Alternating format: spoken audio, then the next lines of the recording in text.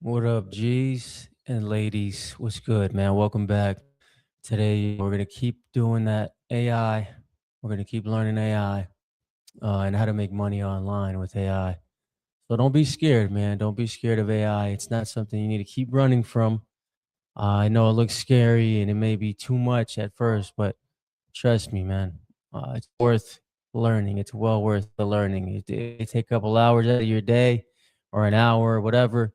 It's worth learning, guys. Trust me. Yesterday, I made my website. Now I just got to make it live, and I have to learn to do that today. So exciting, bro. I made that website yesterday, and like fucking didn't even take me that. It took like 5 minutes, bro. Not even that long, and it made a whole website for me, and I like it. You know, I like it. So let me share the screen here. Hope you guys are having a good morning, everybody. Hope you guys aren't in traffic or anything, or hopefully everything's going well for y'all, man. Welcome back. Like I said, let's get it cracking. Share the screen one time. There it is. Let's rock and roll. Get off my page. What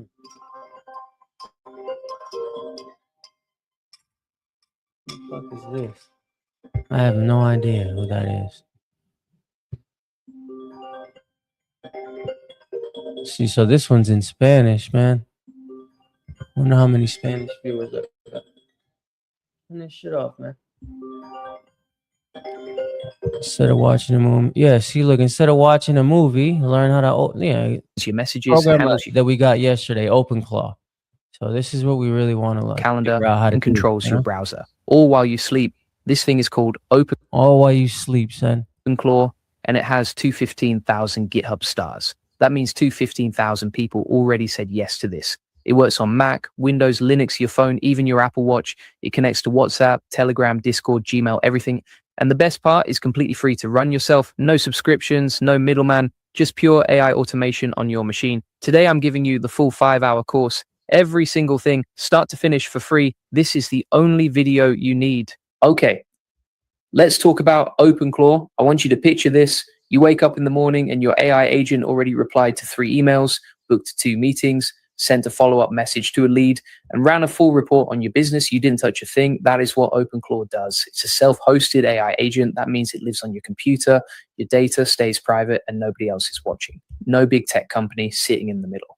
And it connects to Claude, GPT, whatever AI model you want to use. We're talking browser control, calendar automation, cron jobs, mobile notifications, voice commands, sub-agents, and plugins, over 700 of them. This thing is basically a full AI employee, except it never sleeps, never complains, and costs you almost nothing to run. In this video, I'm walking you through everything: setup, integrations, automations, security, advanced workflows, and real business examples. And I'm going to show you exactly how to use OpenClaw to grow a community like the AI Profit Boardroom. Real examples, real prompts, real automations you can steal today. Stay with me, because in about 2 minutes, I'm going to show you something that is going to completely change how you run your business. Let's go. OpenClaw, new free update. OpenClaw just dropped something wild.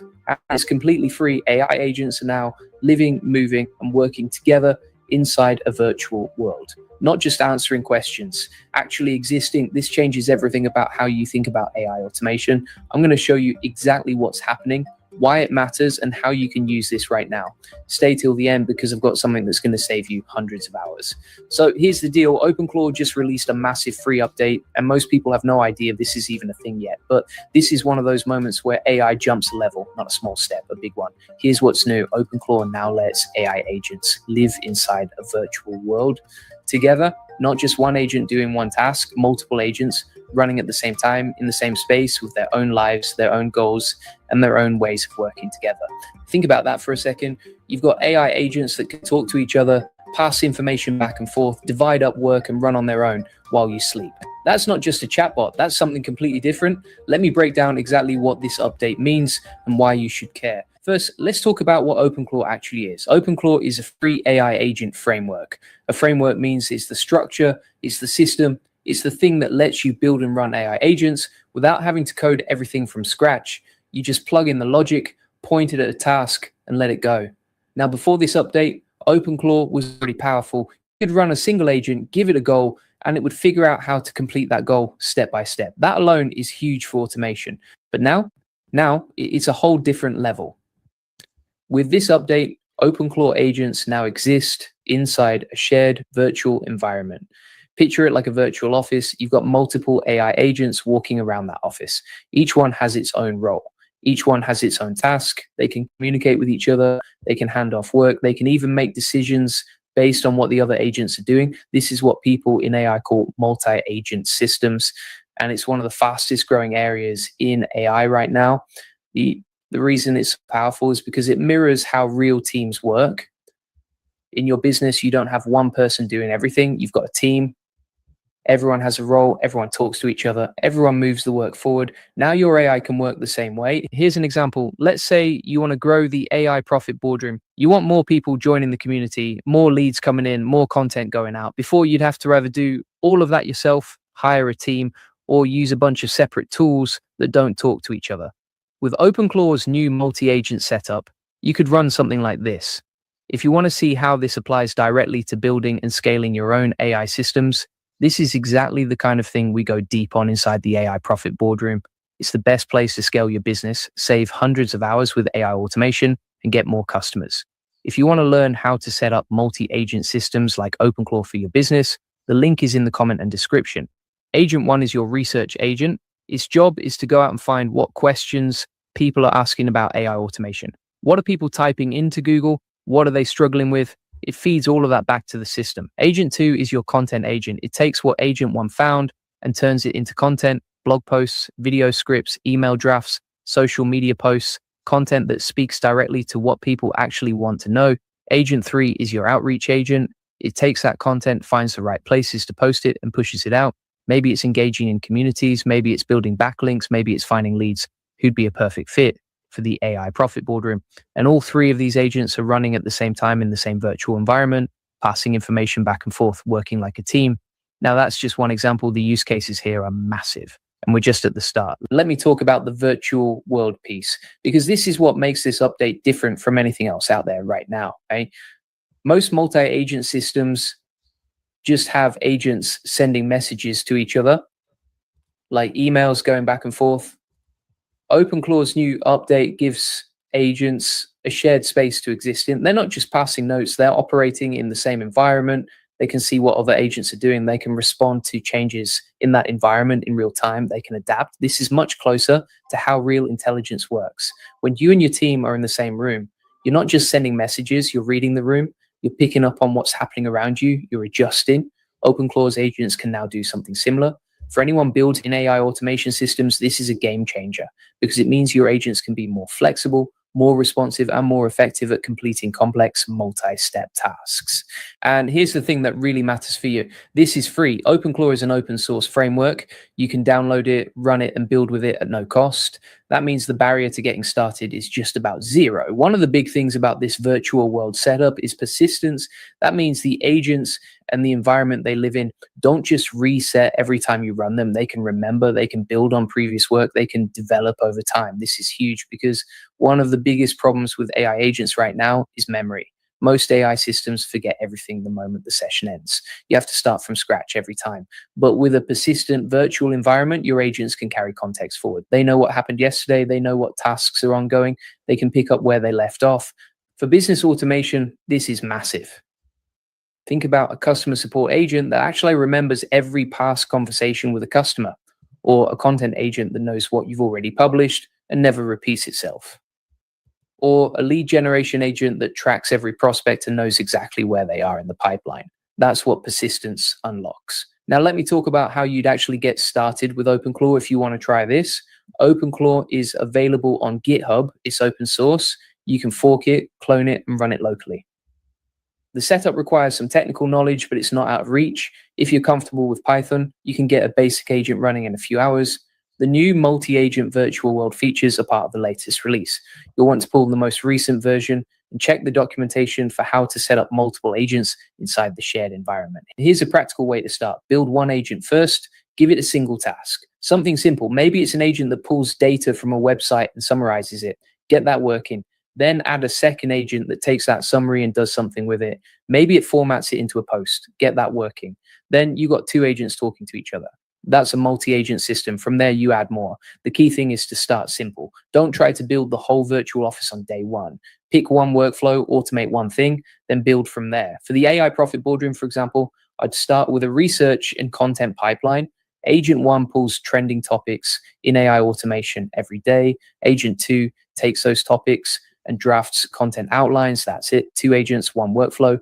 But that one workflow could save hours every week. There's also something really interesting happening in the broader AI world that this update connects to. The whole industry is moving toward what people call agentic AI. That means AI that acts, not just AI that answers, AI that takes steps, makes decisions, uses tools, and moves work forward on its own. OpenClaw is right at the center of this shift, and the virtual world update is a big signal of where things are going. Multi-agent systems with shared environments, persistent memory, and real-time coordination. That's the next phase of AI automation. Now, if you want to dive even deeper into AI automation, I've got something special for you. I run a community called the AI Profit Boardroom, the best place to scale your business, get more customers, and save hundreds with AI automation. Learn how to save time and automate your with AI tools like OpenClaw. And if you want the full process, SOPs, and 100 plus AI use cases like this one, join the AI Success Lab. You'll get all the video notes from there, plus access to our community of 45,000 members who are crushing it with AI. The link is in the comments and description. Today, we're going to be looking at Star Office UI and OpenClaw. So imagine opening up your laptop and seeing a tiny pixel office where your OpenClaw is literally walking around doing work, and you can see what it's doing in real time. That's Star Office UI. You just hit 2,800 stars on GitHub in less than a week. So I'm going to break down exactly what it is, how it works, and how it's set up, even if you've never touched code before. This is a tweet by Min Choi, as you can see. And basically, this is kind of like a UI where you've got your OpenClaws working inside the office in real time. Pretty cool idea. So you can see all of them in the same office, each doing their own thing. Right? As some people say, visibility is the first step to control. Now, what does it actually look like in real time? So here's an example. You basically have a retro pixel art office room. There's a desk, a couch area, and a bug fixing area. And your AI moves between these areas depending on what it's doing. So little speech bubbles pop up showing what the task the AI that currently is working on. And then there's also like a yesterday notes card showing what the AI did yesterday. It works in 3 languages, English, Chinese, and Japanese, switchable in one click. And you can even use like AI generated backgrounds to redecorate the office as well. Yeah, it's pretty insane. Now, who is this for? Well, if you use OpenClaw, this is really the full experience. The OpenClaw agent can walk around the office and that sort of thing. If you don't use OpenClaw, I wonder if you can connect this to other agents, or whether it's just for OpenClaw itself. That would be interesting to know as well. But yeah, pretty amazing. And super fun to play with. So if you want to get the full video notes on this and a full step-by-step guide, we've got that inside the AI Profit Boardroom, link in the comments description. I've shown you what it is, how it works, what it looks like, and also how to install it. Literally just give the GitHub link to your OpenClaw. We've got a full beginner's guide inside the AI Profit Boardroom, as you can see right here, along with a full 6-hour course on OpenClaw, another 3-hour course right here. And we update this daily with all sorts of new trainings. This community has 2,600 members, which means you can get help and support whenever you need to. And also you can post inside the community, get help and support, and post your questions, share your wins, etc. We also have tons of trainings on like how to automate your business, how to save time, the playbooks I personally use, daily updates, how to get more clients, how to rank #1 inside Google and AI search engines, and then also how to grow a YouTube channel. So that's all inside the AI Profit Boardroom. Link in the comment description, or just go to the AIProfitBoardroom.com. Thanks for watching. Appreciate it. Bye-bye. New OpenClaw free update is insane. Today, I'm going to show you the brand new OpenClaw update that just dropped. This thing is free. It's huge. It fixes stuff that was broken for months. And honestly, it might make OpenClaw the safest AI agent tool out there. Let's get into it. So OpenClaw just dropped version 22.2.26. And look, I know version numbers are boring, but this one is different. This is not some tiny little patch. This is a full security and reliability overhaul, and it changes everything about how you run AI agents. Let me break it down for you real quick. There are 6 big things in this update: external secrets management, thread-bound agents, WebSocket transport for codecs, Android app improvements, a new agent routing command line tool, and over 11 security fixes. 11, that's not a small number. Now, before I go deep on each one, let me explain why this matters. If you've been using OpenClaw to automate stuff, you know it's powerful. You can run tasks, you can build workflows, you can connect it to almost anything. But here's the problem: it had issues. Cron jobs would fail silently, credentials were floating around in places they shouldn't be, and if you were running multiple agents at the same time, things got messy real fast. This update fixes all of that. So let's go through it. Number one, external secrets management. This is massive. Before this update, your API keys and credentials were just kind of sitting there. Not great. Now you've got a proper secret system built right in. You use simple commands like OpenClaw, secrets configure OpenClaw, secrets apply OpenClaw, secrets reload. It's clean, it's secure. And it means your tokens aren't just hanging out where they shouldn't be.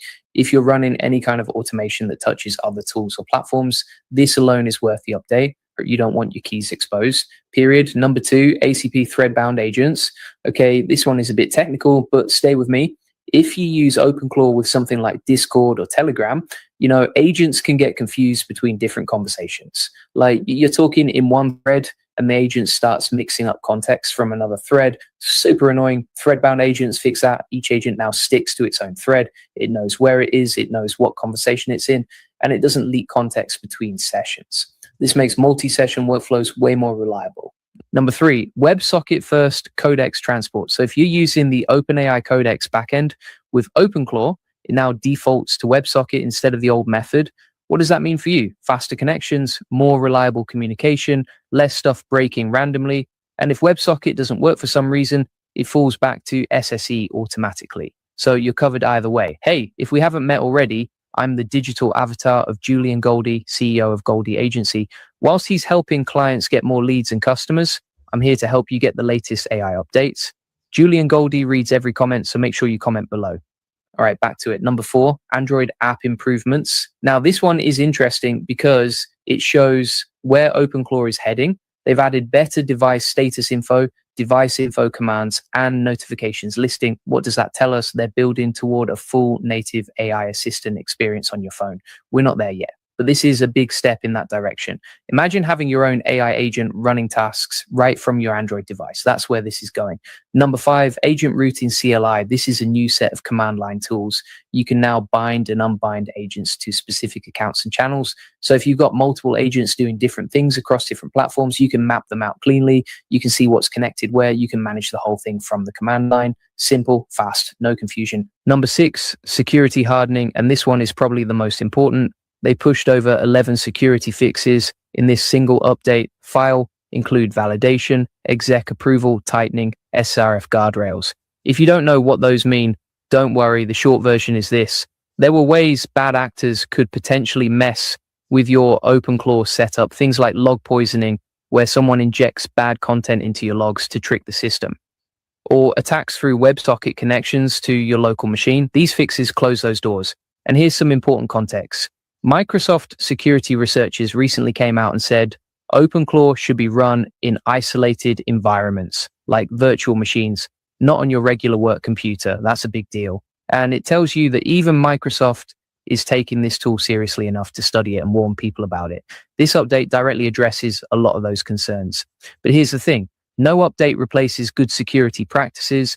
If you're running AI agents, you should still be careful. Use isolated environments, keep things locked down. Don't just trust that any single update makes you bulletproof. Now, let me talk about the real world benefits, because features are cool, but what actually changes for you? First, cron jobs actually work now. If you've been scheduling tasks and they just silently fail, that should be fixed. Second, less wasted tokens. When agents mess up and retry over and over, you burn through resources for nothing. The stability fixes here reduce that. Third, if you're on a team, this is way safer to use now. The secrets management alone makes it viable for team environments. Fourth, multi-agent workflows are cleaner. If you're running several agents at once, they play nicer together now.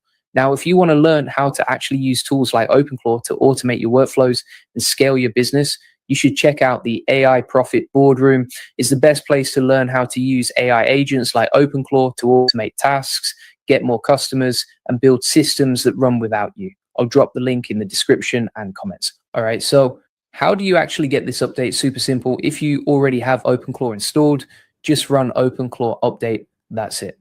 One command. If you're starting fresh, head to the GitHub page and follow the install instructions. I'll link everything below. One thing though, if you're running OpenClaw in production right now, read the migration notes first. Don't just slam the update button and hope for the best. Some of the changes, especially around secrets management and agent routing, might need you to reconfigure a few things. Take 5 minutes, read the notes, then update. You'll thank yourself later. Let me also talk about what this update doesn't do, because I think that's just as important. This is not a flashy features update. There's no new AI model integration. There's no wild new capability that makes you go, wow. And that's actually a good thing, because what OpenClaw needed was exactly this: stability, security, reliability. The foundation had cracks and they went in and fixed them. That's what mature software looks like. And it tells me the OpenClaw team is thinking long term. They're not just chasing hype. They're building something that actually works in the real world. Now, here's what I think is coming next. The Android improvements tell me they're going mobile in a big way. The thread-bound agents tell me they're thinking about multi-platform support more seriously. And the secrets management tells me they want enterprise teams to adopt this. So if you're watching this and thinking about whether to start using OpenClaw, now is actually a great time. The tool is more stable than it's ever been. The security is tighter and the roadmap looks solid. So here's my take. If you're already using OpenClaw, update now. Read the migration notes, update, and test your workflows. If you're not using it yet, go check it out. It's free, it's open source. And with this update, it's genuinely ready for real work. Now, if you want to take this further and learn how to use AI tools like OpenClaw to automate your entire business, join the AI Profit Boardroom. You'll get step-by-step processes for setting up AI automation, plus a community of people who are actually doing this every single day. Link is in the description and comments below. And if you want the full process, SOPs, and over 100 AI use cases like this one, join the AI Success Lab. It's free. Links in the comments and description. You'll get all the video notes from there, plus access to our community of 38,000 members who are crushing it with AI. Make sure you like this video, subscribe if you haven't already, and drop a comment telling me which feature from this update you're most excited about. Julian reads every single comment. I'll see you in the next one. 500 OpenClaw use cases. So I just built a website with over at once. All right.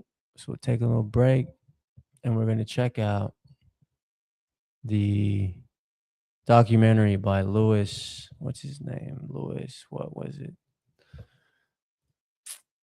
Don't matter. We're going to find it right now. Because Abba and Preach talked about it, and I want to talk about it too.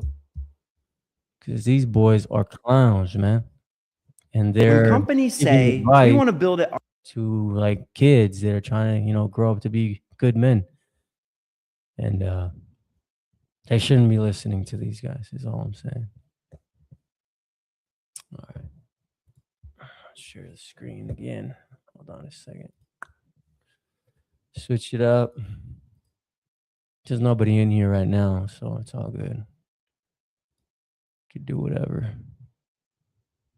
There's one person in here. How you doing, brother? It's not enough, though. Okay, here we go. Man, going on the wrong way. Huh.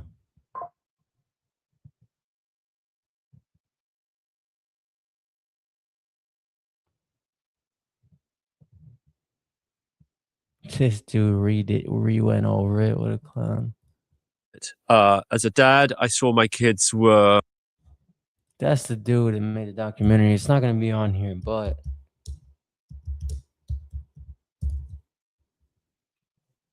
Come on, man. Oh, preach. And there it is. in front of them. Do you consider yourself a misogynist? I'm in it for money. I don't care about... whose appeal proved irresistible to hordes of young fans. 15 is probably like your main demographic. No, it isn't. They hear that content, they think it's acceptable. Fuck the woman! Fuck the woman! What am I? I'm doing it for money. I don't care about the morality of it. I'm not living for other people. I'm living for myself. Do you consider yourself a misogynist? I love women and actually understand them. You think you know better than they do? They want a guy that can lead them and dominate them. Do you think Satanists are running the world? Absolutely. They talk about misinformation on the internet. This is what they're talking about. I don't do this bullshit editing that you guys do because I'm real. Are you getting triggered? Wondered why these red pillars would ever even think of accepting to do a documentary with this guy, because they're all calling it a hit piece right now. Is this going to tread new ground? No. I think all the red pill talking points, all the hypocrisies, all that stuff has kind of been beaten into the ground. So, there's really not much you could say that hasn't already been overly exposed. I remember at some point I was talking to one of my friends about the documentary about the Diddy files, right? I don't know, man. I didn't learn anything. I'm like, you didn't learn anything because you watched the Diddy file unfold every day when it was in court. You're from the culture, so you know every story that there was about Diddy. You didn't learn anything because you were writing it. I feel the same way about that documentary. I was basking in that environment for so long that I know about these characters, I know these people, and I'm not really surprised. It was maybe a documentary for the people that are not aware of that lore. I don't know if they think things through at all, but they had no idea who this guy was when they accepted to do the documentary, which is very funny because he's one Google search away. But it does speak a little bit to how clout hungry these guys are. Most of them found out while they were live streaming. Mm-hmm. So I was watching this from home, so I recorded some clips on my cell phone. That took like a majority of the day. I don't know who he is, but apparently he's a respected documentarian. Do you guys know who this is? So to me, I'm laughing because I'm like, how are you doing this interview with this guy, but you have no idea? I'm just saying, if I'm Neo in the Matrix and some dude who looks like Agent Smith says he wants to stick a camera in my face, Mr. Anderson, I might not just accept it so quickly. The Matrix is coming after me. And when the Matrix knocks at their door, they're like, come on in. And then the fourth character who was involved in this, which was Justin Waller. He's another one of these Tate guys who sells the courses and makes money from that. His whole entry was funny. So he's going to meet him right here. And its motivations I was most intrigued by. It was a funny ass entrance, even the moment I saw him. But the next clip kind of killed me. Louis, Justin Waller, it's very nice to meet you. You'd like $1 million. Maybe half.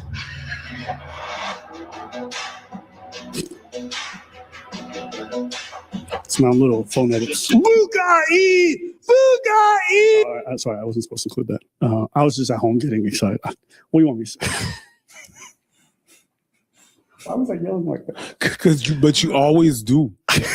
when you drive around town with this dude next to you, you're gonna hear shit like that all the time, wondering what the fuck is going on. Yeah, that was not supposed to be part of the edit. We're gonna just ignore it. No, Bugatti. Explain yourself. Andrew Tate says Bugatti really funny. So ever since I've heard him say it, if I see a supercar, it could be a Ferrari.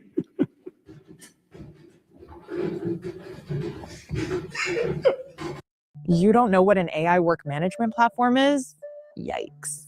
Here's 3 new AI-powered changes to the Monday platform in 2026 and what they actually mean. We all know we need to use AI, but we're still figuring out how. Well, Monday.com figured it out. Number 1, Monday Sidekick. It's like your own business consultant, but not like the one you pay hourly and that gives you generic advice. It has read every document, knows every project, budgets, timelines, everything. It answers any question about your business with infinite knowledge. Number 2, Monday Vibe. It's like having your own implementer 24/7 for free. It builds smart workflows with a single prompt. It makes adoption and onboarding way easier and faster speed to value. It will even build a whole new platform for you. Whatever you need. Number 3, AI-powered everything.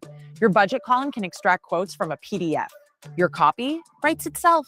Translating to different languages, done instantly. Everything just got faster than ever. Monday.com is the single best AI work management platform out there today. It's a completely new experience.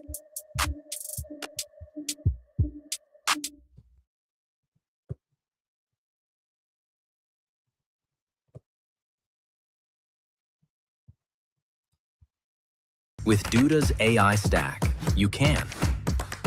You heard that AI Monday or Mondays.com, bro. I'm already on that shit. Upload your client brief to generate a personalized. Well, what color is your Bugatti?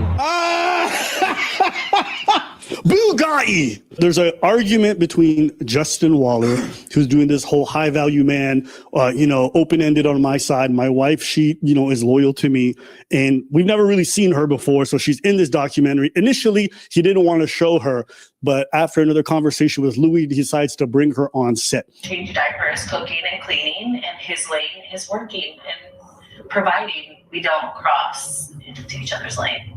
It works for us. One of the things that came up early on in conversation with Justin was this idea of one-way monogamy. My previous relationship that I was in before him, I was lied to a lot. And so my biggest thing with him was like, honestly, I can take the truth. I will say this documentary doesn't help much to combat any of the stereotypes that feminists throws on these people.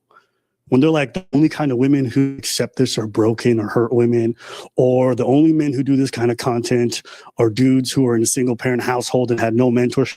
This documentary confirms all of those stereotypes about these people. I was very open to it for like him and I to do it kind of together. In bedroom scenarios? Yeah. Yeah. If I take a girl on a date, one of the questions about if it doesn't happen on the first one, it will happen on the second one. True. So I heard you have a wife. Gaslight me. Out. She's hot, and then boom, I'll show her a picture of Kristen McGee and then go straight for the threesome. Okay, King. I'm not about to placate some girls. Do you have arranged nights where Justin is with someone else? No. Is it a don't ask, don't tell kind of thing? Kind of. You don't need to know. I don't need to You don't want the gory details. Yeah, you don't need the truth, bitch. What do I need to do? It's not even gory. I don't. Sexy. I think that most women Lie to me. could be going on a limb here, but I think most women would like the idea or like to know that their man is wanted by other women. I guess there is like, yeah. Not. I didn't bring the state into it. This part was so awkward because after that, her whole body language changes when he says that. Because when she says, yeah, we're married, and then he goes, yeah, not by the state. She goes, and you could see the awkward moment there. The reason why I was telling is that all these guys talk about we know better than women about what they want and we can make them happy. And I'm all for being proven wrong.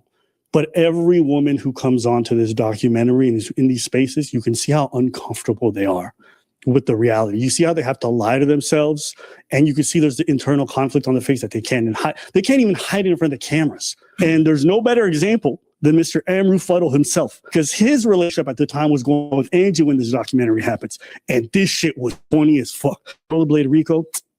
No, because misogyny would be the hatred of women. I would argue I love women and actually understand them. So since I understand them, I know what's best for them. You think you know better than they do? Yes, in many ways, yeah. And that's how women want it. They want a guy that can lead them and dominate them. But your girlfriend's named Angie, right? Yeah. And then do you have like a rotation of other women? I wouldn't say a rotation like right now. I do want to get multiple wives, but right now I'm just like focusing on like building things up for this. So Angie shows up because he's not sure if he wants to let her be on camera. Should we meet Angie?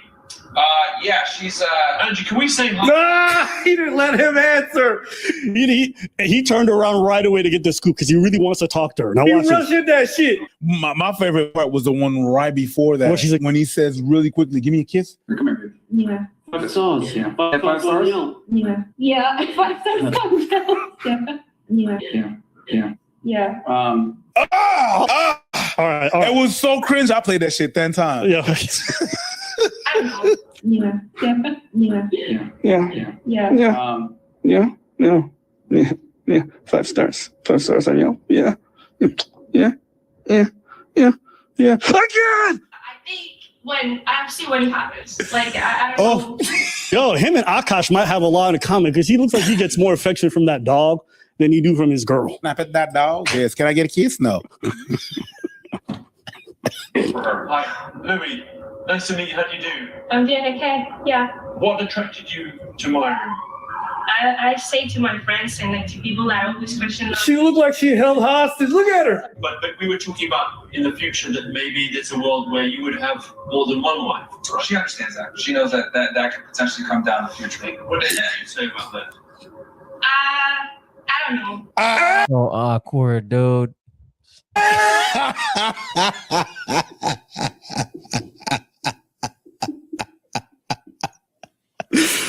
Oh, he spent all this time talking about I run my relationship this way, I run it this way. Angie shows up on camera. Oh, how about multiple wives? I don't know. At some point, those two realities will collide. You know, that's a bridge we'll cross when we get there. Like right now, We're not crossing that bridge, but we're roller skating over it. Yeah, she roller skated that with somebody else. Oh yeah. you never know, man. You can always change your mind down the road. Maybe I'll say, I just want to be with one girl. Two would be too tough. You know, You backtracked on that already.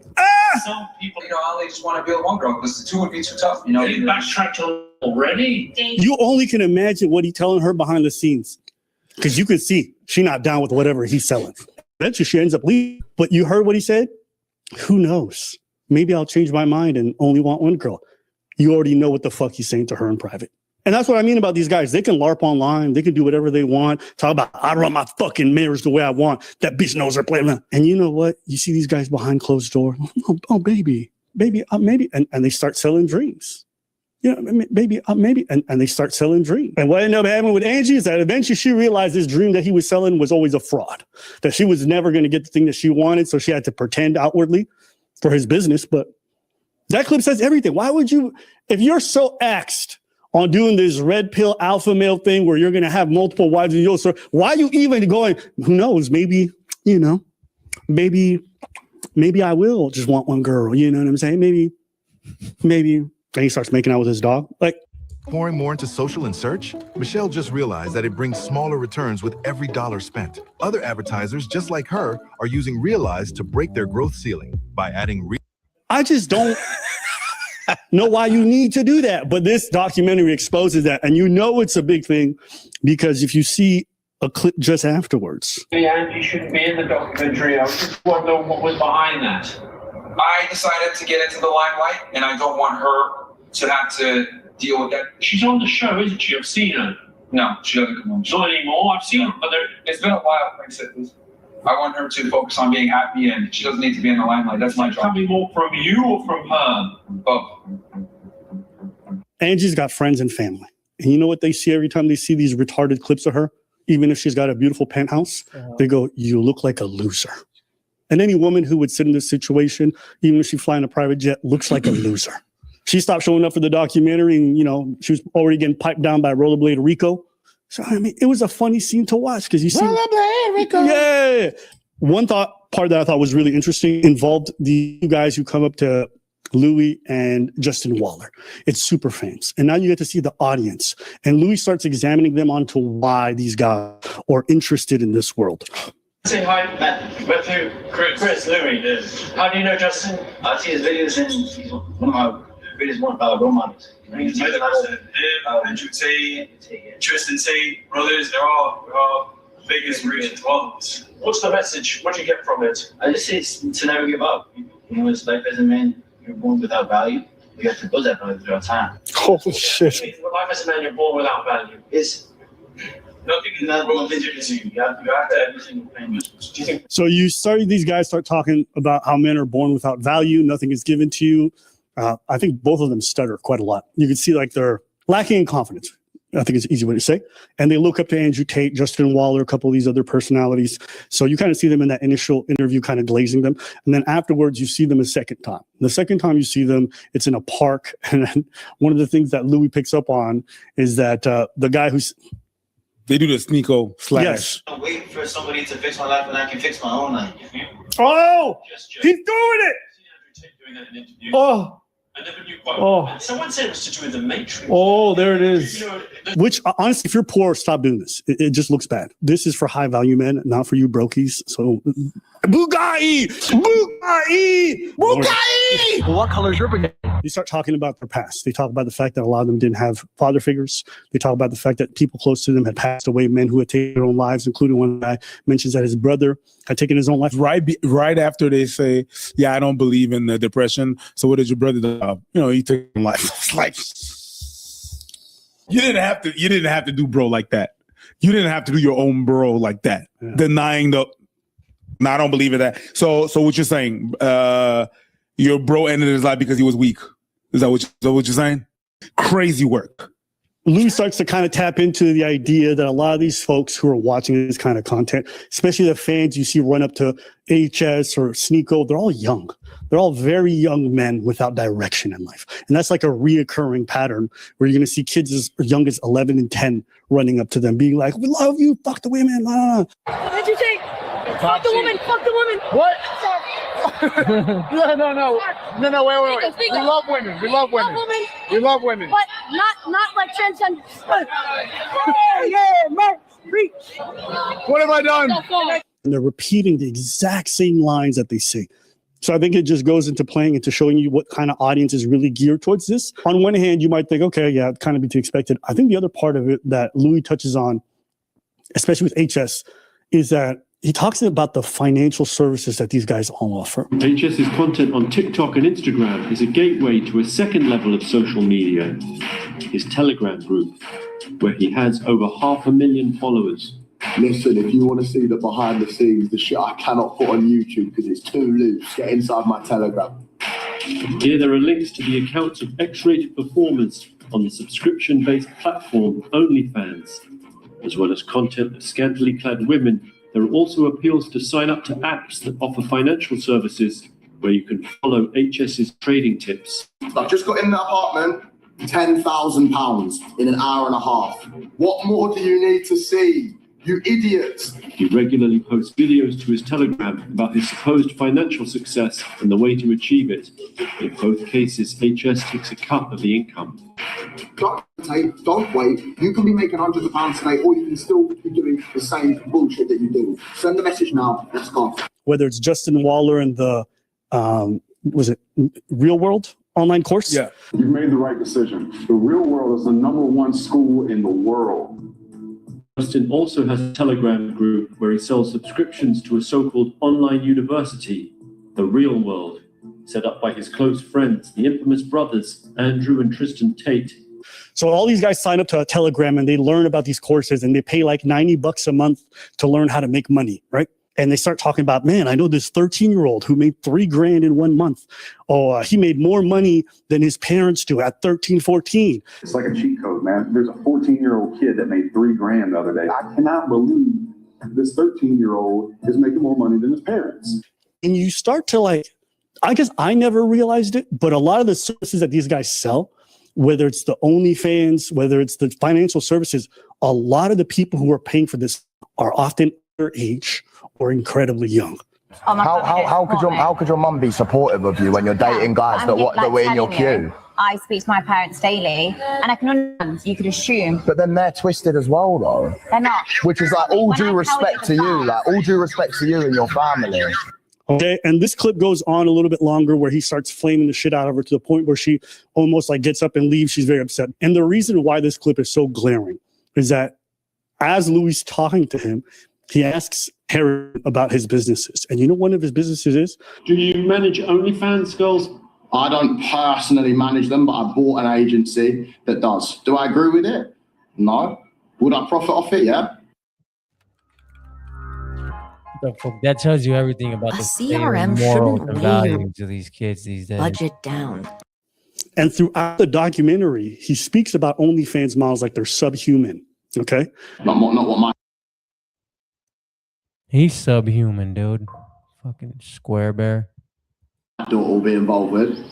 I'd disown my daughter, like, as in... Would you? Right, if she done something like that. Come on, that's easy to disgust say. me. You know, if his daughter did that, he would disown her, whatever. But he owns an agency and he brings OnlyFans models onto his lives all the time, promotes them. And he even does content with them sometimes, like R-rated content, which he sells to people. My kids are going to be very, very happy, very fulfilled. They can do what they want. You sound a bit like Bonnie Blue. In what way?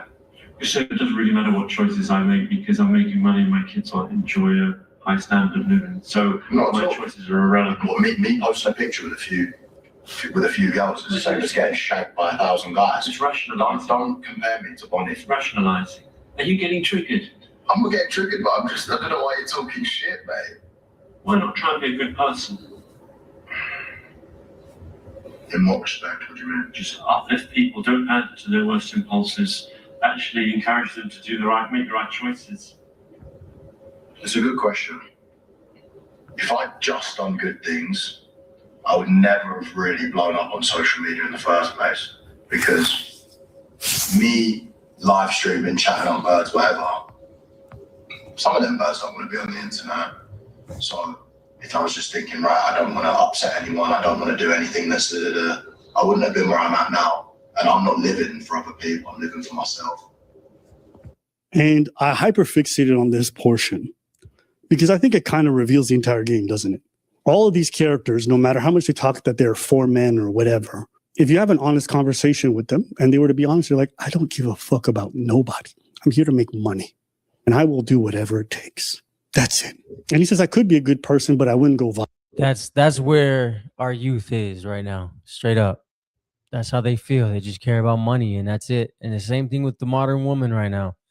That's all they care about is money, and who's gonna get it for them, and who's gonna make it for them instead of themselves going out there and making their own money.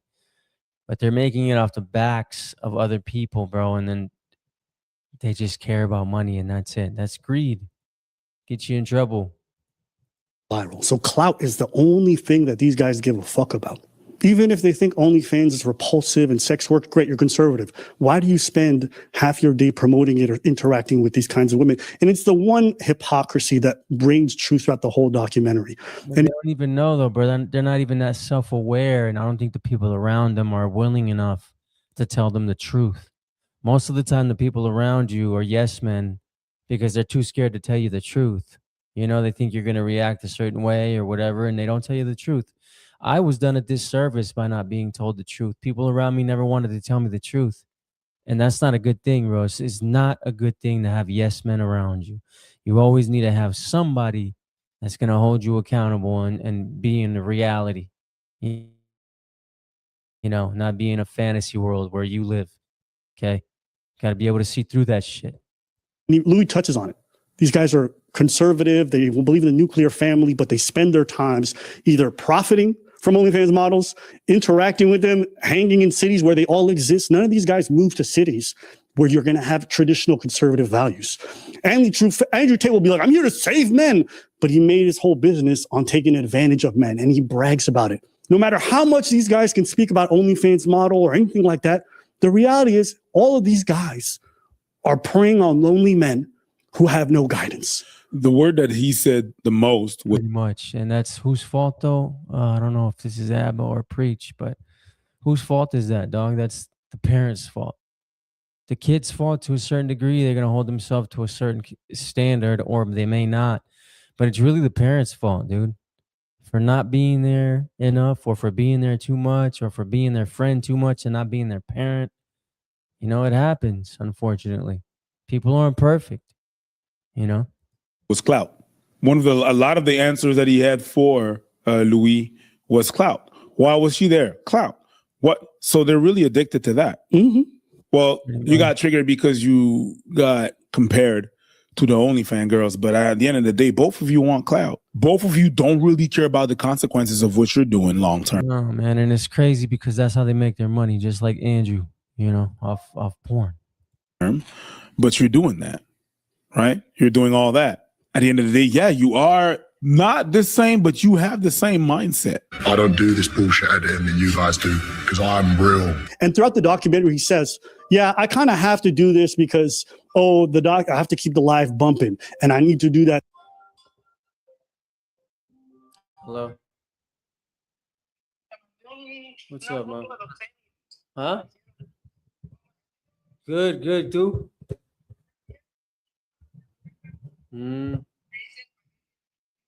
Nice. That's good. That's how it comes out the best, you know.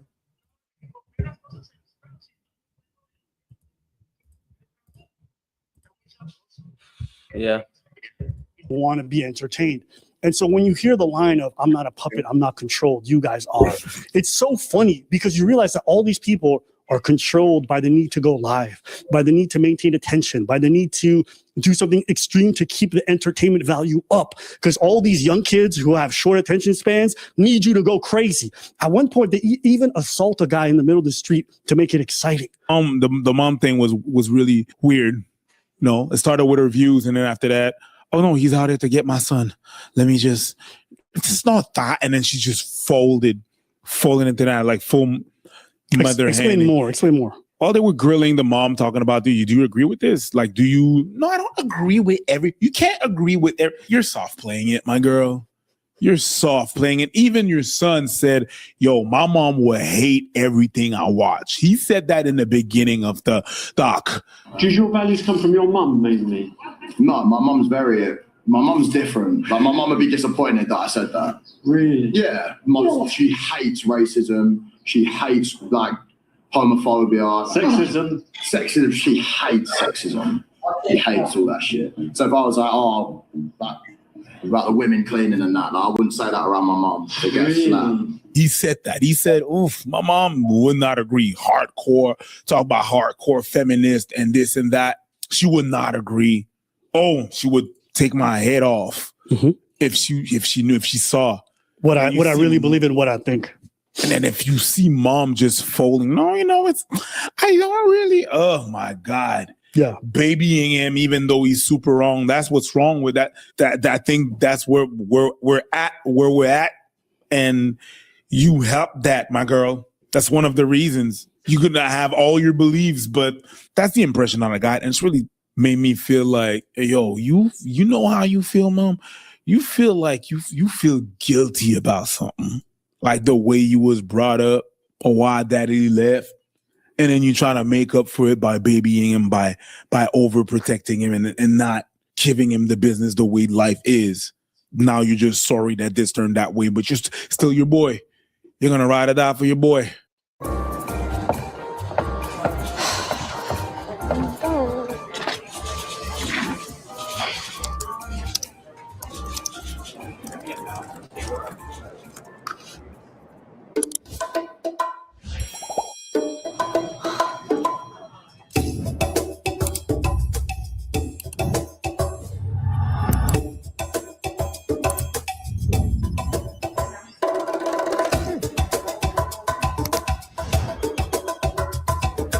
Holy sh!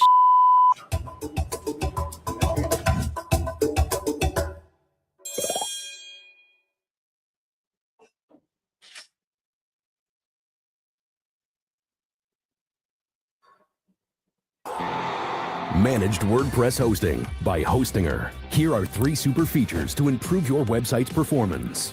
1. Our in-house built CDN connects a global network of servers to deliver content quickly. 2. Hostinger servers use Lightspeed technology for the best loading speeds possible. 3. Object Cache stores the database query results in a fast access memory for faster response times. Check out their impact on your site with Google's Core Web Vitals reports. For rockstar security, we provide a malware scanner, an in-house built firewall, and DDoS mitigation. Let your visitors know your website is safe to browse thanks to automatically installed SSL certificates, all free of charge. Updates and backups are automatic and instant. We proactively monitor your websites for errors, notifying you and helping you fix them. Need a hand starting your site? Enter a prompt, and Hostinger's rocking AI tools will generate unique content for your pages. Already have a website? Migration to Hostinger is quick, automatic, and free. Our dedicated team of experts is always here to help.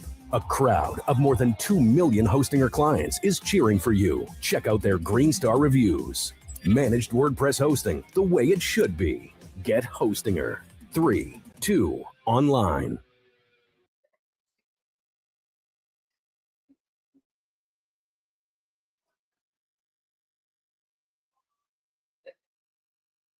You went there for years. You've been in my life for 10 years.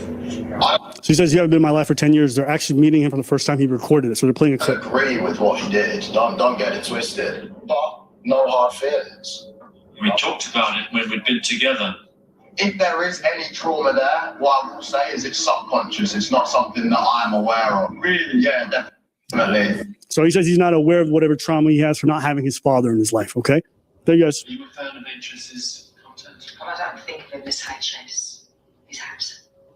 If anyone went through and said that they agreed with absolutely everything their child did and said, then they'd be telling an untruth. So I just want to say, what a cop-out. No one's asking if you agree with everything. This is like, these are very big fundamental questions. Do you believe in like women's rights? Do you believe in like racism or not? Do you think like very basic stuff? Oh, I don't agree with everything. I feel like that's such a cop-out. No one's asking if you do. Do you agree with these major points and the things that he talks about? What struck me in the last week or so, I've seen clips of HS saying, call me racist, call me misogynist, call me homophobic, call me a scammer. I'm all those things. Yeah, that's my way of saying I don't care. Do you feel you are those things? No. Think you're homophobic? I'm not homophobic. It's not. I have a gay mate. But you said that if you had a son and he was gay, you'd disown him. That's not homophobic. The other thing was something.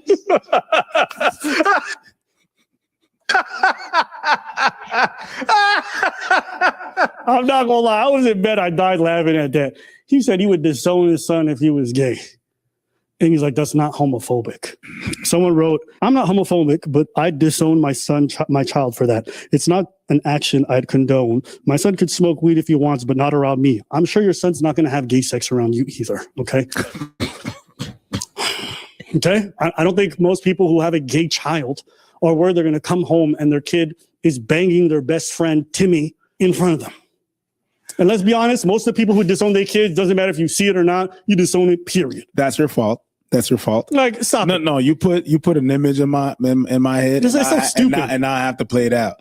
Imagine you're just like, Daddy, no, not Dad, not you. I was talking about. Anyways, while you're at it, can you pass me the lube? That's just not gonna happen. But y'all can have your opinions, but stop running away from the fact that, oh yeah, you know what? It's not homophobia. It's just a sexual orientation discrimination. Okay, but like colloquially, you understand how we use the word, which is like you have very strong negative feelings towards people who have this sexual orientation. That's what it means. You don't gotta do this whole technical thing. I'm not afraid. I get disgusted and I don't want any. It's like, all right, we get it, bro. Whatever definition you want to use, you have strong negative feelings towards this to the point that you would disown your child. I've heard people say stuff like, my kid could kill somebody and I would still be in their life. But if he wanted to take it up the butt, and I'm like, all right, a bit crazy to me, but we all got to do things the way we want to do them. Just admit that you have very strong negative feelings towards this, and it's fine. Yes. And one thing that was also funny is like all of them would say this line throughout the documentary. It's like, I love women. I love women. I love women. Like 4 or 5 of them said the line. She was like, oh, are you misogynist? I love women. I just know better than them. I know what they want. I understand them better than they understand themselves. And so I tell them what to do. And then you see the women in their lives and like this. I'm so happy. I'm like, bitch, are you held hostage? Blink. Bugatti, say something.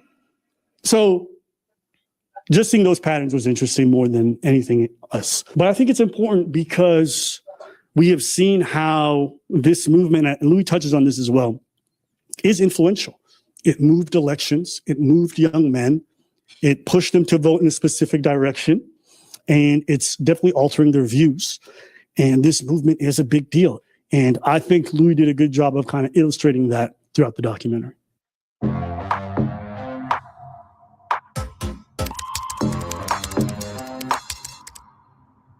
am a vibe.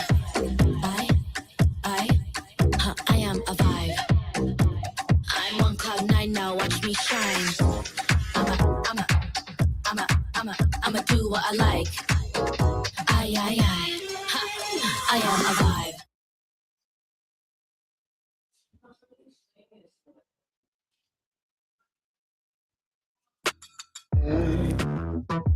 Choose from thousands of realistic voices to use in your content. Change the way you record podcasts, voiceovers, and branded content with the #1 AI-powered voice generating technology. Stop searching for the perfect voice and stop wasting time re-recording take after take. Try 11 Labs for free and start elevating your content today.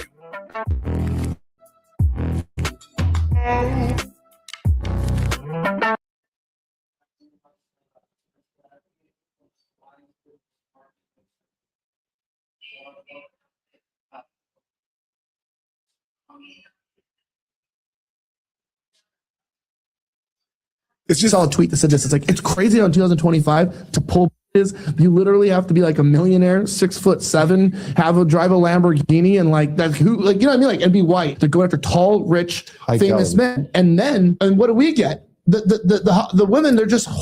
They can't even cook a hot pocket. Mind you, this man is married, has multiple kids. It's like, and that's why once you have sex with them, once you come to your senses, right? After you nut, you're like, you're just a bunch of holes.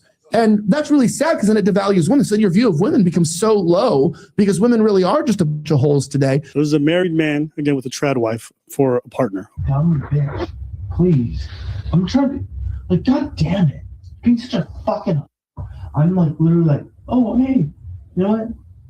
You had a couple beers. Oh, why do you lie to me? Why do you lie to me? You know why? You're a fucking bitch. And you need to shut the fuck up. How about that?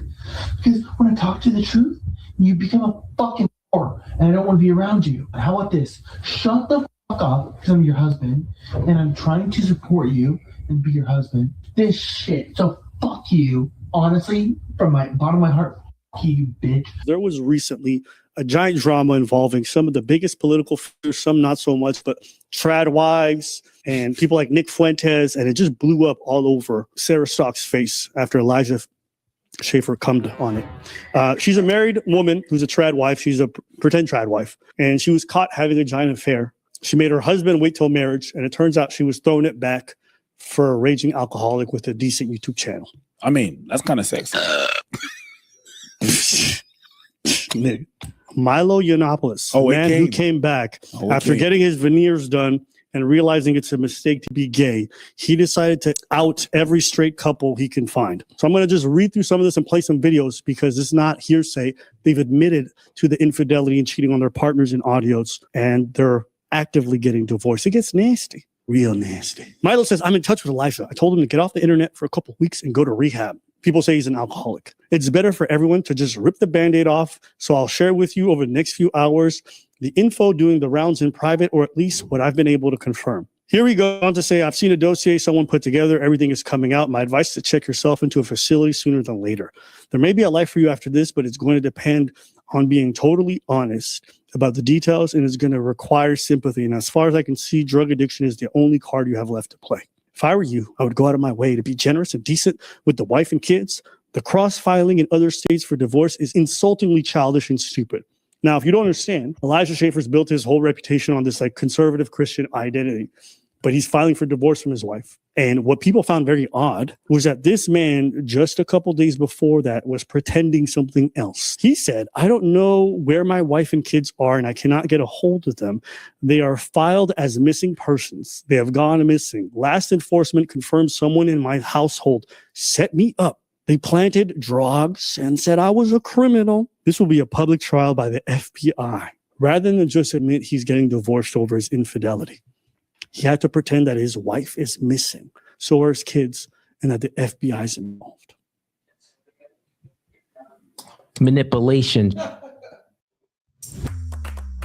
You love building high-performing websites, but you don't love having to chase clients down for content, coding plugins, or endlessly switching between tools. What if you could work without the grind?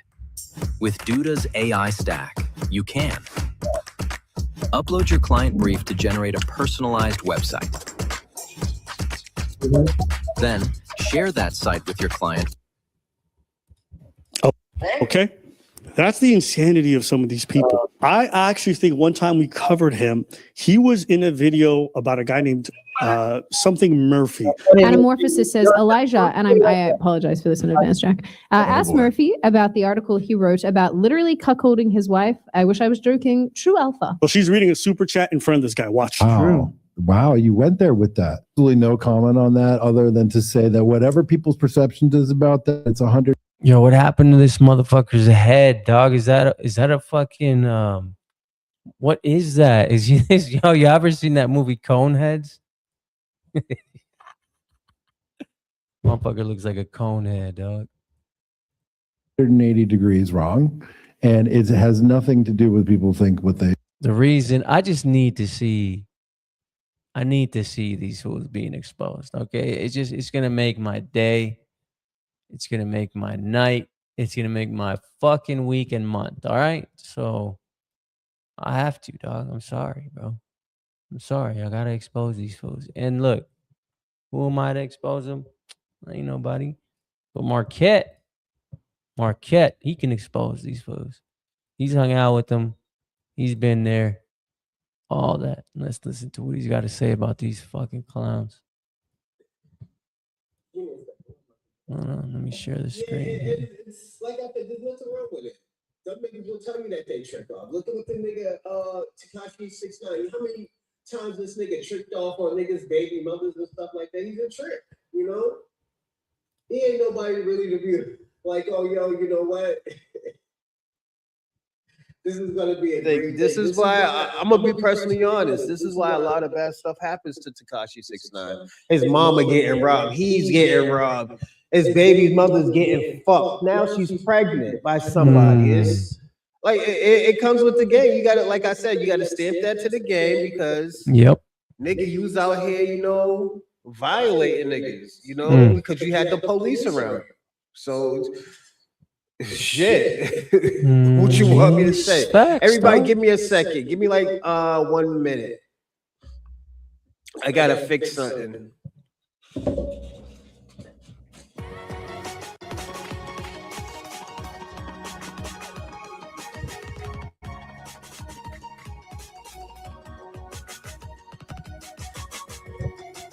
What kind of fucking music is this, bro? Let me give you a fucking... This would definitely want you to skip this shit. Fucking elevator music, dog. What the fuck? Pay for it. Just shut up, bro. The first day you met him, he was cocky and arrogant, but a genuine friend and a genuine servant as a friend. And he kept that consistent the whole way through. Servant. This nigger here.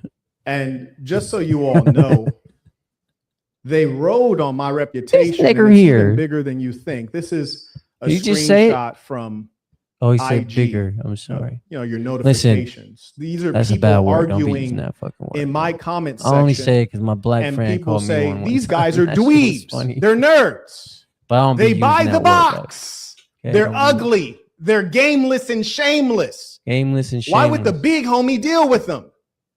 You're the big homie? Oh, no. If this is your big homie, dog, you're fucked. This individual writes, if only you had a clue about what you said, your point will perhaps be irrelevant. No disrespect, but please do research before you say silly things. People like the tech millionaire Marquette Devon wouldn't rock with them if they were not bringing value into people's lives. Yes? So you see, they were riding on my reputation and my goodness and my honor. What honor, My bro? name's been good before you two. What My do you life's mean, bro? Your name is not good, bro. You went all the way to fucking Romania to give Andrew Tate some chocolate, you fag. And he didn't open the door. All right? Let's not forget that shit, bro. Let's not be fucking stupid. All right? Let's not be fucking gay. All right? Don't come up here trying to say some fucking cool shit when you already lost your cool points, homie. I think you're from Arizona, dog. And if you are, I would love to spar you, bro. Because I heard you box. I'd like to see how much you box. Listen, I just don't like this cat, all right? But let's hear him exposing Fresh and Fit. Good before YouTube.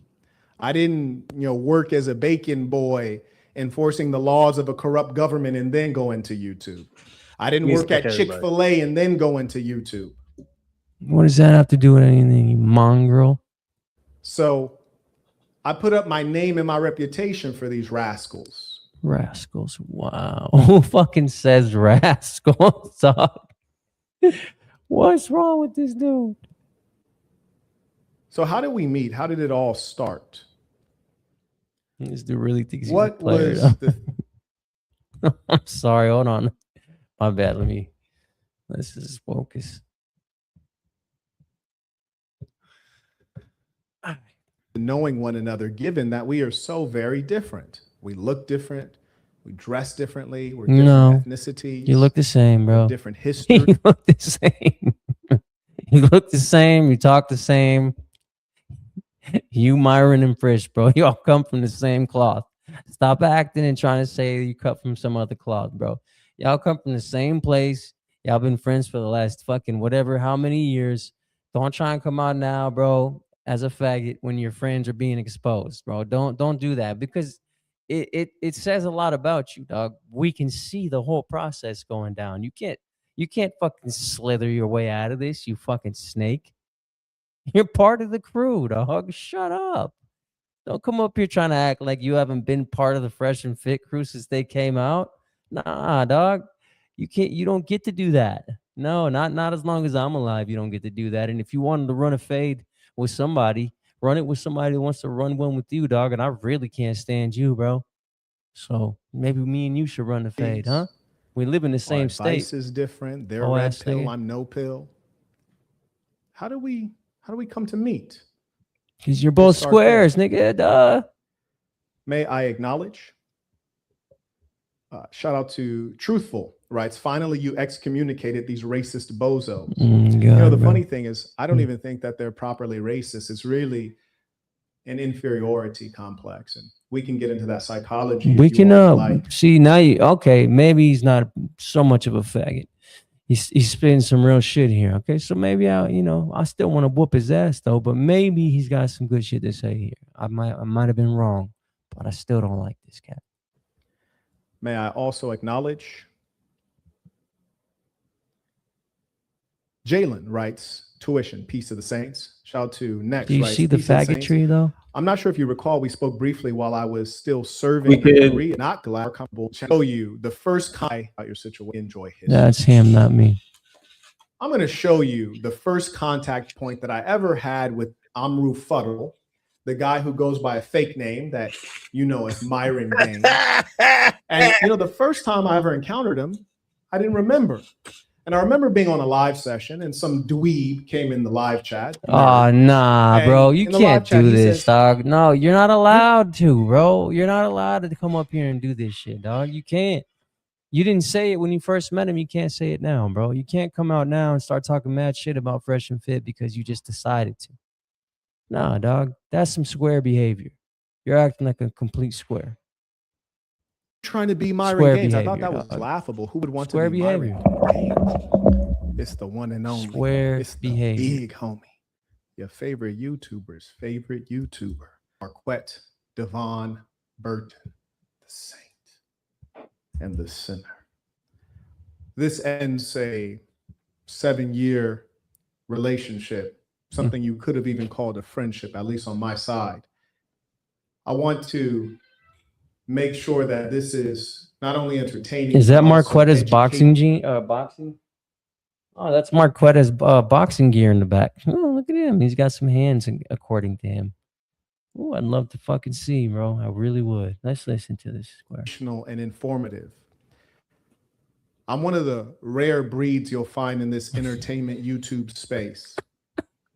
For 7 years, I defended these rascals when it'd be way more profitable to vilify them and to roast them and to embarrass them and to expose them. You never had a friend like me, huh? So let's go ahead and get into it. I've been very busy, so I do have a PowerPoint, but I've not had time to put in all the information as you. This is a reaction video, Dorsey. So yeah, you're gonna see a lot of exposure today. So yeah, it looks bad for a Fresh and Fit. You can imagine 7 years dealing with people who are dishonest, phony, fraudulent. There's a lot of information to share. So if you'd be so kind, I'll go ahead and share this information in the stream of consciousness, and where possible, I will give you some illustrations, whether it be video or photograph.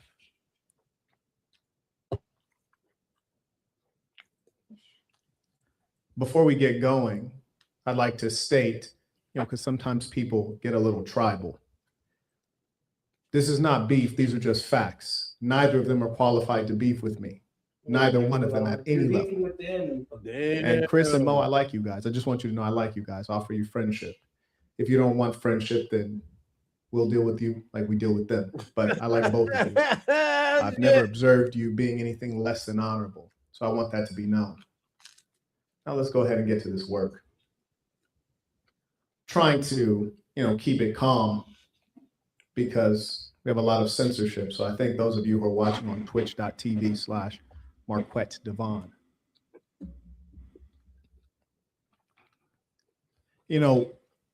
It's really funny because you guys watch from a distance on YouTube.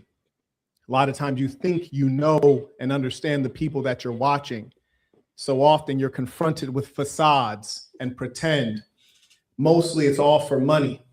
Every now and then it's because they want to feel like somebody. They lack self-esteem. Somebody. We're going to talk about this. Can't believe it's fresh and fit. All I gotta say is I am somebody.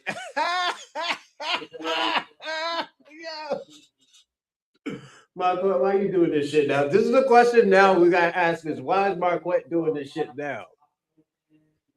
This is why I want to know. Why is he doing this shit now? You protected the you protected the youth. And I say youth because at the end of the day, they're child-minded or childlike. They're not adults. They're childlike.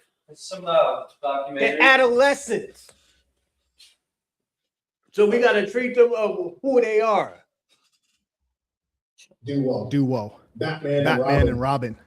But I like to speak of them as Walter Weeks and Amru Fuddle. Or maybe I should say That's not true, bro, because you've been calling them fresh and fit for the last fucking, I don't know, 5 years, 3 years. What has it been? So you don't get to come out and do this. I already told you, bro. You don't get to come out and do this, bro. It's not, it makes you look like a fucking complete ass, And Walter Weeks, since, Amru is Batman and Walter's Robin, the sidekick. He's Luigi. But what you guys might not realize is that actually, hey, Luigi ain't no fucking sidekick, dog. You better recognize, fool. What the fuck? Luigi ain't no damn sidekick, bro. He was a Brody, dog. He was his brother, bro. They were brothers. They're bros, bro. Super Mario Bros, dog. Shut your ass up. Is really the protege of Marquette Devon Burton. See, many of you might not have known that. We're going to clarify it. I'm just and playing, just the fakeness, just to start off. I'm just fucking around, dude. But let's go ahead. I want to hear what he's gonna say about these dudes. They literally just got exposed by this dude on a documentary. So now this guy's gonna come out and talk a bunch of shit about them. I think that says a lot about your character, dog. We're going by fake names here, fresh and fit. I came out and I said my name is Marquette Devon Burton, my whole name. They came out with fresh and fit. Walter Weeks and Amru Fuddle. I'm going to give you a little taste of the agenda here. I probably won't be able to get to all of it. This is just some of it. So we'll try to get through quite a bit of it today. But here's some things that we have on the agenda. How we met, I think that's an important thing to speak on. Secondly, we want to track back so you understand what. Yeah, he's full of shit. Yeah, he's full of shit, bro. I was on his panel talking about that Anton Corey situation, Corey broke man code, talking about. Because this Myron Gaines, it's a fake name. It's a persona. It's not who he really is. It's a creation. So how did this creation come to be? Where did this Frankenstein of the manosphere come from? I also want to address Tariq Nasheed. I've always respected his work. Oh, stop, bro. You're smearing all kinds of dick on your face, dude. You're literally fucking clapping it on your lips right now, bro. The dick, dog. For real. That's how bad you look right now, dude. You just smearing your shit all over your face, son. That's just bad, bro. You got cum guzzle face.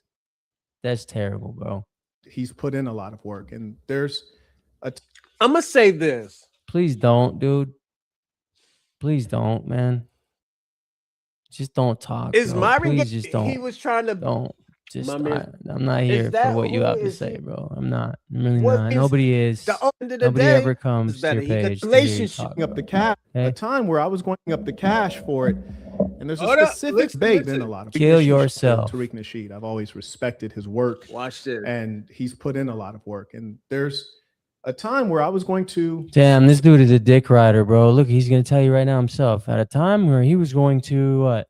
set them up to debate, and it never happened. And I was putting up the cash for it.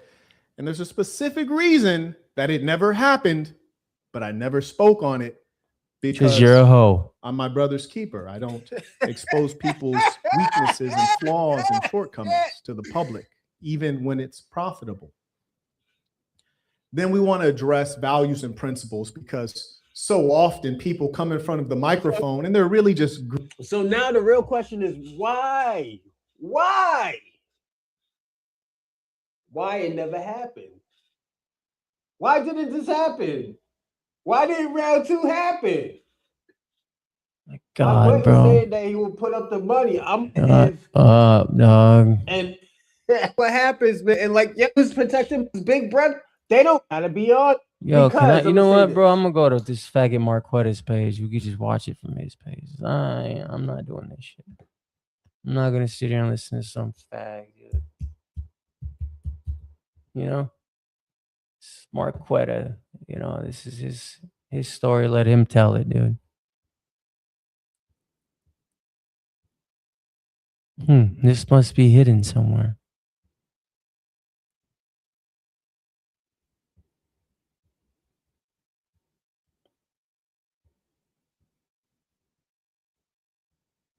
I can't believe this.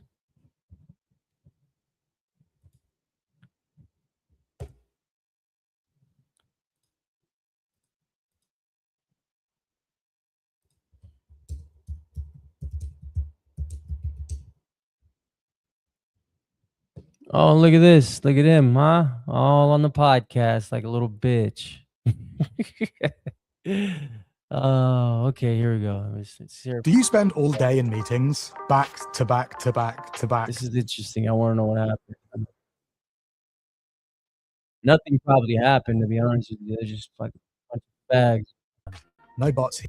It's the one and only. It's the big homie. God, dude. Your favorite YouTuber's favorite YouTuber, Marquette Devon Burton, the saint. What a fucking idiot, dude. And the sinner. This ends a 7-year relationship, something you could have even called a friendship, at least on my side.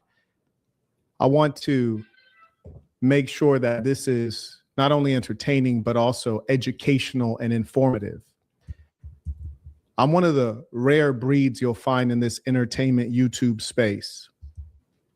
For 7 years, I defended these rascals when it'd be way more profitable to vilify them and to roast them and to embarrass them and to expose them.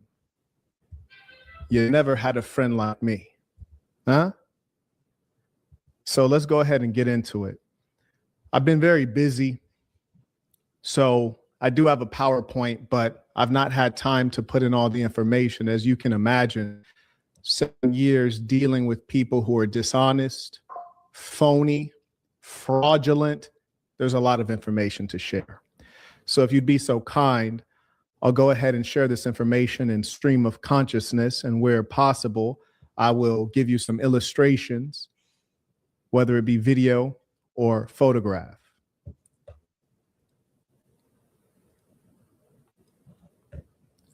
Before we get going, I'd like to state, because sometimes people get a little tribal. This is not beef. These are just facts. Neither of them are qualified to beef with me. Neither one of them at any level. And Chris and Mo, I like you guys. I just want you to know I like you guys. I offer you friendship. If you don't want friendship, then we'll deal with you like we deal with them. But I like both of you. I've never observed you being anything less than honorable. So I want that to be known. Now let's go ahead and get to this work. Trying to, keep it calm because we have a lot of censorship. So I thank those of you who are watching on twitch.tv/Marquette Devon. It's really funny because you guys watch from a distance on YouTube. A lot of times you think you know and understand the people that you're watching. So often you're confronted with facades and pretend.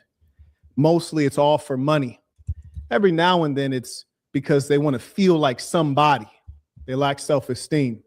What you guys might not realize is that actually Amru Fuddle is really the protege of Marquette Devon Burton. See, many of you might not have known that. We're going to clarify it. And, just the fakeness, just to start off, we're going by fake names here, Fresh and Fit. I came out and I said, my name is Marquette Devon Burton, my whole name. They came out with Fresh and Fit, Walter Weeks, and Amru Fuddle. I'm going to give you a little taste of the agenda here. I probably won't be able to get to all of it. This is just some of it. So we'll try to get through quite a bit of it today. But here's some things that we have on the agenda. How we met, I think that's an important thing to speak on. Secondly, we want to track back so you understand what created Myron, because this Myron Gaines, it's a fake name. It's a persona. It's not who he really is. It's a creation. So how did this creation come to be? Where did this Frankenstein of the manosphere come from? I also want to address Tariq Nasheed. Shout out to Tariq Nasheed. I've always respected his work, and he's put in a lot of work. And there's a time where I was going to set them up to debate, and it never happened. And I was putting up the cash for it.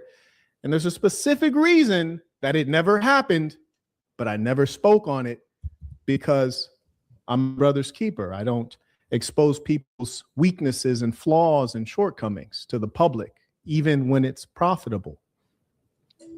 Then we want to address values and principles, because so often people come in front of the microphone and they're really just greedy liars trying to make a dollar, but they come up and they do this and they say, I'm going to help you get a Bugatti, or I'm going to do all of these things, make you rich, just take my course.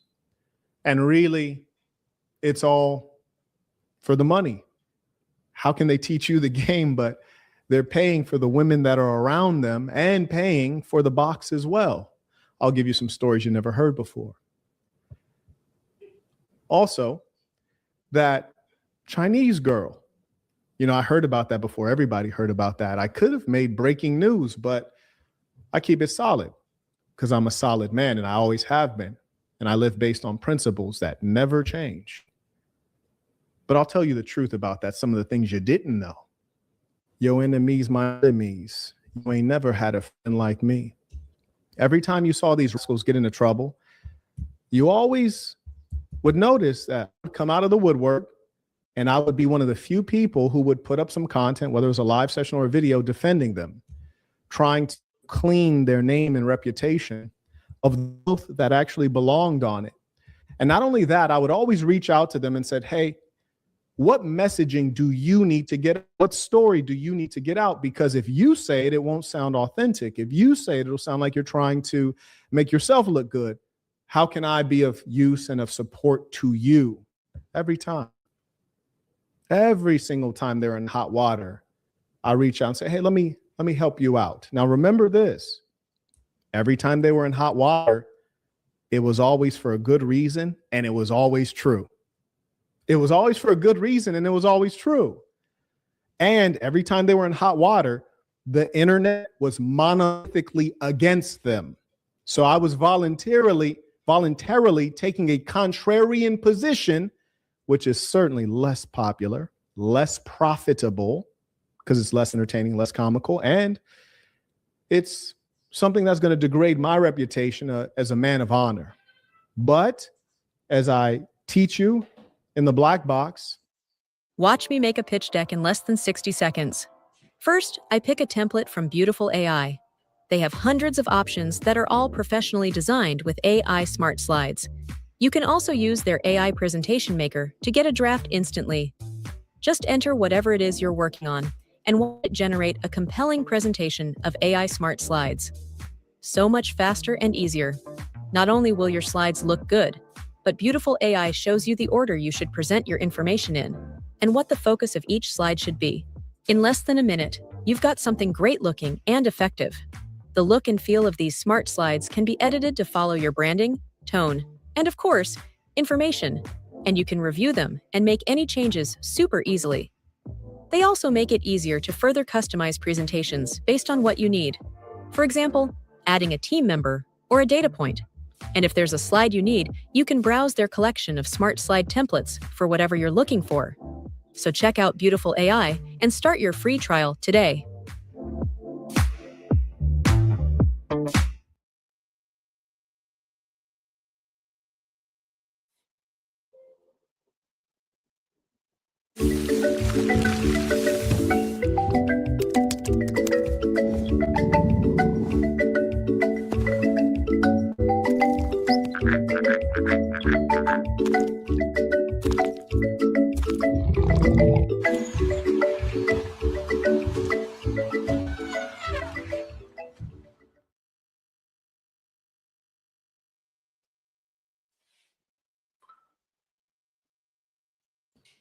I live by certain principles and values. I'm not loyal to abstractions. I'm loyal to friends, people I deal with, people I do business with. And if you honor me, I honor you. And I'm always the first to show love. So every time I'd step out on their behalf, I'd consult with them, share the messages they need shared. And when they were in trouble and having psychological challenges about the situation, I'd advise them. And much else, some things that I'm not going to speak on. There's some things that I did for them I'm not going to speak on. And there's some dirty things that they did, betrayal, that I also won't speak on. But just know, for those who have observed over a 7-year period, I've been nothing but supportive, despite all of their challenges and foolishness and betrayal and deceit. And, they said things that are flatly wrong. They said things that are racist and hateful, things that are detrimental. And I never said, hey, let me make a video clarifying or going against what they said. There is no one who can honestly say Marquette was not a great friend to you from day one, and Marquette never changed up on you. The first day you met him, a genuine friend and a genuine servant as a friend. And he kept that consistent the whole way through.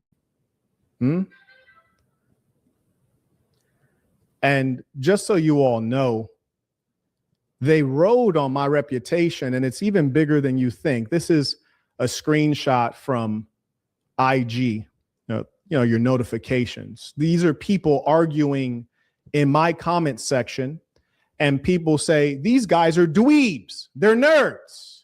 They buy the box. They're ugly. They're gameless and shameless. Why would the big homie deal with them? Let me guess, you spoke up for them, huh? And then this individual writes, what a nice guy you are, bro. Wow. People like the tech millionaire Marquette Devon wouldn't rock with them if they were not bringing value into people's lives. Yes? So you see, they were riding on my reputation and my goodness and my honor. My name's been good before YouTube. My life's been good before YouTube.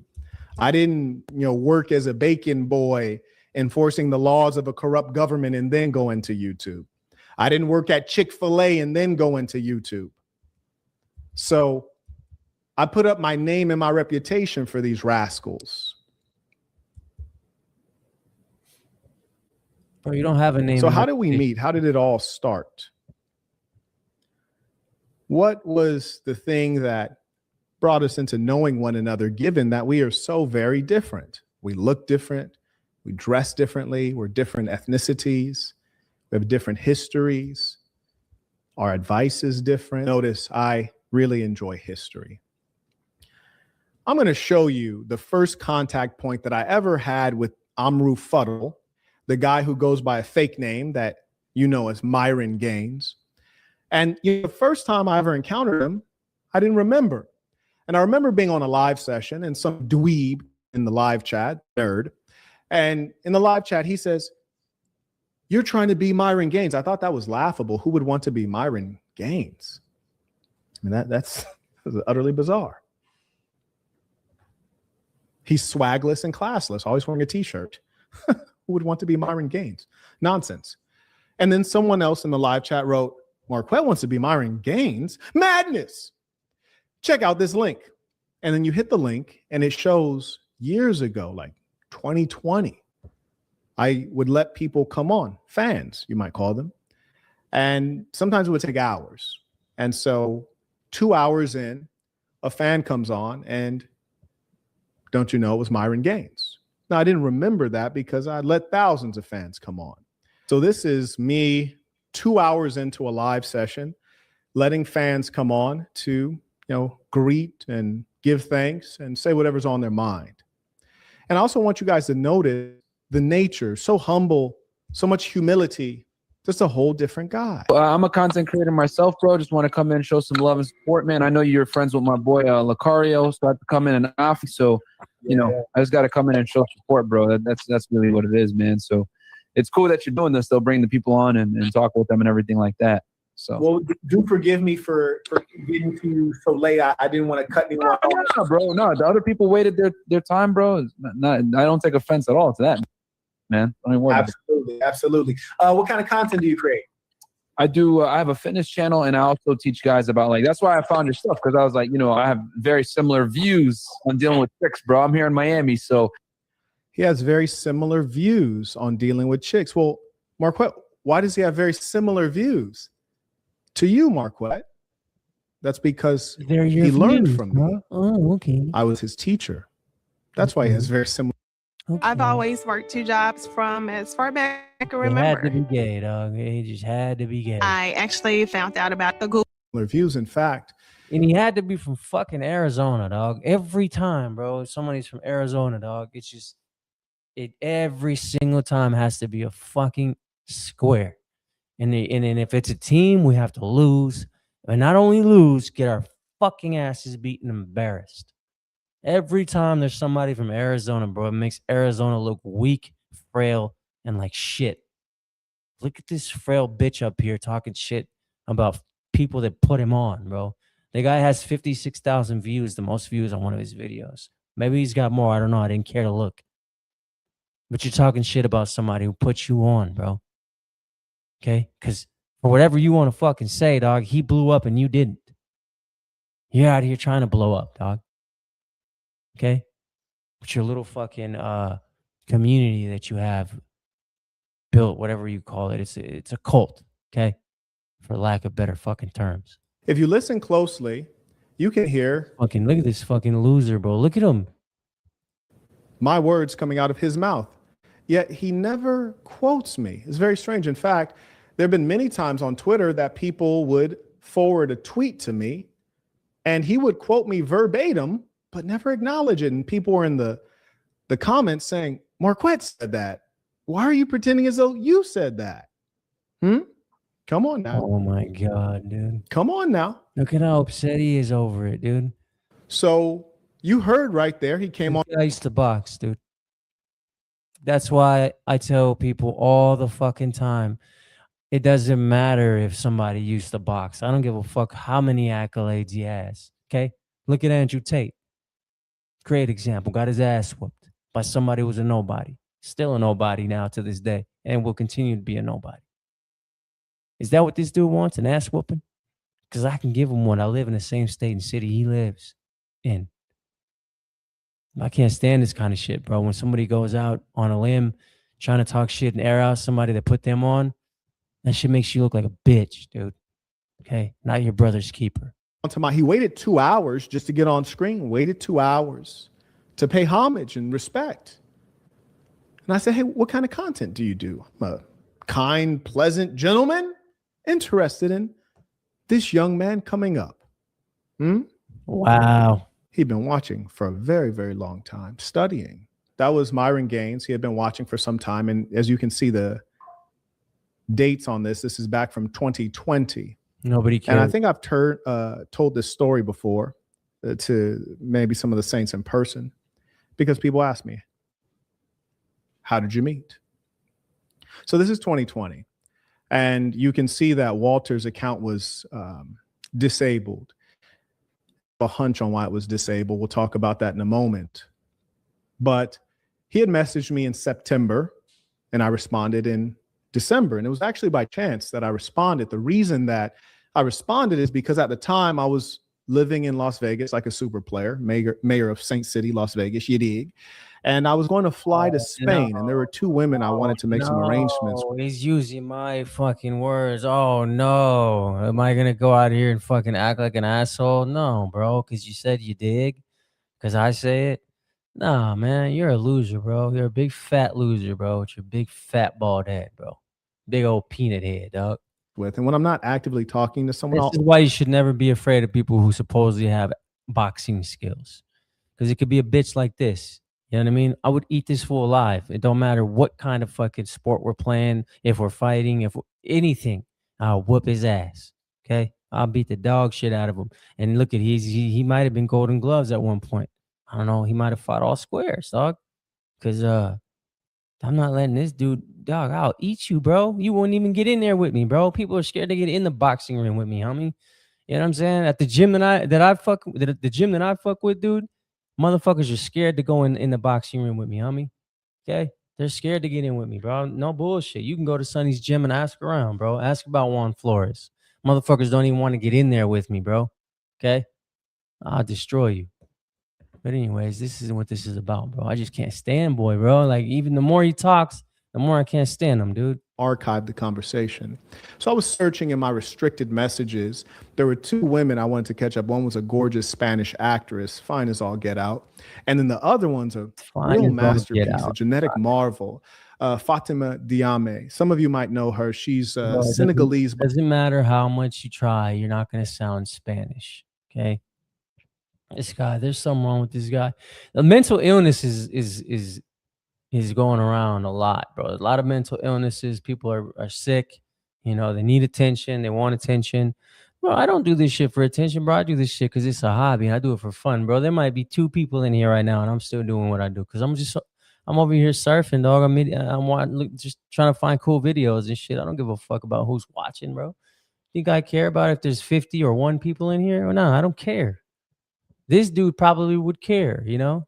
It would probably make his month if he had like 100 people watching him. By blood, Spanish by nationality. She's a long jumper. She's an Olympic long jumper. So I was planning on going out there and, seeing if I could get her pregnant real quick. So I'm looking through my message requests, trying to find, this Olympic long jumper. And I come across Walter's message. And what I appreciated about Walter's message is the way that he approached me, and that he offered to spend some money in making an investment. And as you can see, I just made some notes. You can't see what his message was, but he essentially expressed, hey, I'm a huge fan. My partner is also a huge fan, referring to Amru. We watch you religiously, and we just started our podcast, and we'd love to get you as a guest, and, just let us know what we got to pay, and we'll pay it. And mind you, at the time. So Jonas, what are we launching today? We gave Cursor agents their own computers, and now they can test their time. I was going to Spain, Spanish speaking, Miami, Spanish speaking. So I was going to figure, okay, I'll just fly through Miami. I'll stop in. And my assistant was going to go with me. Some of you may have met this particular assistant, tall, slim, white, and Asian. She was in a Tyler, the Creator music video. And so I liked the fact that they were willing to invest in themselves. And so obviously if I'm flying with my assistant. If we're going to get hotels, we got to get 2 hotels. And so I made it so that they didn't have to spend money on all that stuff, because what I liked about the way he reached out is that he was humble. He was basically like, hey, we're huge fans. We're just getting started. And I was like, this is a young man trying to make it in this world. Let me help him. Let me help him. He's putting in the work. He's doing the right things. Let me make it easier for him. You might say, well, wow, that's really nice of you, Marquette. Why would you do such a thing? He's a stranger to you. Well, if you check my background, you'll find that is consistently my driving force. My first legal job was working at an after-school program. After university, I went into something called Teach for America, which puts you in the worst schools in the United States of America. I was placed into Baltimore, 98% Black school, enormous levels of poverty, 10% of the population on heroin. I went there to help. My professional training is as a teacher. I also founded a nonprofit to help people. That has been my wiring and my history, which also makes me unique within the the manosphere self-help space because I'm the only one that's actually made a career of helping people. Everyone else used to be a reality TV star bootleg version, or they used to sell adult content to men and then turn around and say they're trying to help men. None of their backstories add up. Amru's backstory doesn't add up. You were the police. And every time Walter would tell his backstory, it was utterly bizarre. You hear, bro, he's like, yeah, I used to work at Chick-fil-A and then I got a Lambo. I'm like, bro, what? It was, yeah, I was in Barbados and then I worked at Chick-fil-A and then I got a Lambo when I got to Miami. I still don't understand bro's backstory. It's insane. But anyways, he sent me this message and I said, you know what? I'm actually heading to Spain. I'll stop in Miami, my assistant and I'll do your show and I'll tell you everything that I know that can make you successful. And don't pay me a thing. Don't pay me a single penny. I'll see you in a bit. So we schedule it. And this is 7 years ago, mind you. I fly into Miami, my assistant and they pick me up at the airport. This is a bad look, for you, my friend. This is a bad look, bro. Bad look. Remember it like it was yesterday. I was wearing an Islamic thobe because I was going to shoot over to Spain. And I was going to shoot over to the Kingdom of Morocco. So I was wearing a jalabia. And we, had a short conversation, crashed at the hotel. Next day, went to the studio. I did the show. And this is before they had the girls in the show. So it was just a straightforward interview. And during the interview, I distinctly remember, and you might even be able to see this in the interview, Myron and Fresh were really excited. Like, oh man, this is crazy. We never had this many people on a live stream before. Like, man, this is crazy, man. Shout out to the Saying the Sinner. And then, so they had a record-breaking day. Then after that, they said, hey man, like, you have Patreon? Like, how does that work? And so I said, okay, I'll tell you everything that I know about YouTube, which is not much because remember, at the time I was. So he's mad that they blew up using what he was doing, but they did it faster than he could do it. So he's upset about it. And now he's still stuck where he's at. So he's even more mad about it because he gave them his tips and he feels really, really bad about it, I guess. I don't know. But this is really stupid, though. I think this is some of the gayest shit ever, bro. But I just want to hear what he has to say. Still running an international corporation with offices throughout the United States and in South Korea and in Puerto Rico. Oh, hurry up, and bro. I was working on a deal with the Chinese. Hurry up. It's the new site that we're, staging the movie. So then we start, we get in the car, we start driving. And they're talking about, yeah, man, like, we looked at the space and, we're going to try to take over and we're going to do this. We're going to invest money. And we're going to do X, Y, and Z. And I'm really enjoying this conversation because I love to hear about people's plans and especially can be of any assistance in, bouncing ideas off of me or giving advice or helping people avoid pitfalls. So I was really enjoying this conversation. And then Amru says, yeah, man, because you're like the only competition really in the space. He's like, because so-and-so's a bum, this guy's a bum, and this guy doesn't know anything. And I'm not going to name the people he was naming because I don't think it's necessary to create further conflict for these guys. And he was like, yeah, but you have a cult-like following. He's like, your people, they really follow you. They really with you. I appreciate that. He's like, yeah, so you're our only competition. I was thinking like, am I competition? Like, you're not competition to me. Like, you wear t-shirts every day. Like, you're swagless and classless. Wow, that's your thing, bro, that you could wear better clothes than him? That's it? Wow. To sit in front of a camera, bro, at your house? You guys try to get girls off of social media and you're DMing the girl. It's not her DMing you. Oh, they DM you. Oh, I see. This dude's ego is the size of a fucking air balloon, bro. A hot air balloon. You don't spit game. I'm not competition to you. You're not competition to me. Like, you're teaching a course on social media. I teach a course on how to create a product-based business with $500 or less. How to get in a real business with tangible products. Like, I'm not teaching any of this get rich quick nonsense. We're not even in the same market. You're red pill. I'm no pill. I'm just kicking this Marquettism. We're not the same at all. We just both happen to have demographics that overlap. And I thought that was really strange that he's looking at me as competition as opposed to like, hey, we're out here to have a good time. We're both young guys. We're in our prime. Let's have a good time. Let's get to know each other. Let's enjoy some of these beautiful women, the good weather. I was just like, man, what's up with bro? Like, what's up with little buddy? So anyways, we go do the show. Then after the show, we go out to eat at a place called Moxie's. And we're pretty deep. And at that point, my assistant was back with us. I told her to kick back earlier because I thought we were just going to be talking guy talk and, you know, building a relationship and a bond. So I didn't need her around like jotting down things. And so I told her like, hey, so we had finished the show and we're going to Moxie's. And so there's, of course, a lot of random people around. And is that what your assistant does, bro? Just jots things down? Oh, man. You're dealing with folks who are not players. They live by a different code. Really, it's no code. And I grew up around real players, man. And the thing is, when you're around people who are bosses. Let's see if you grew up around real players. Let's see if that's true.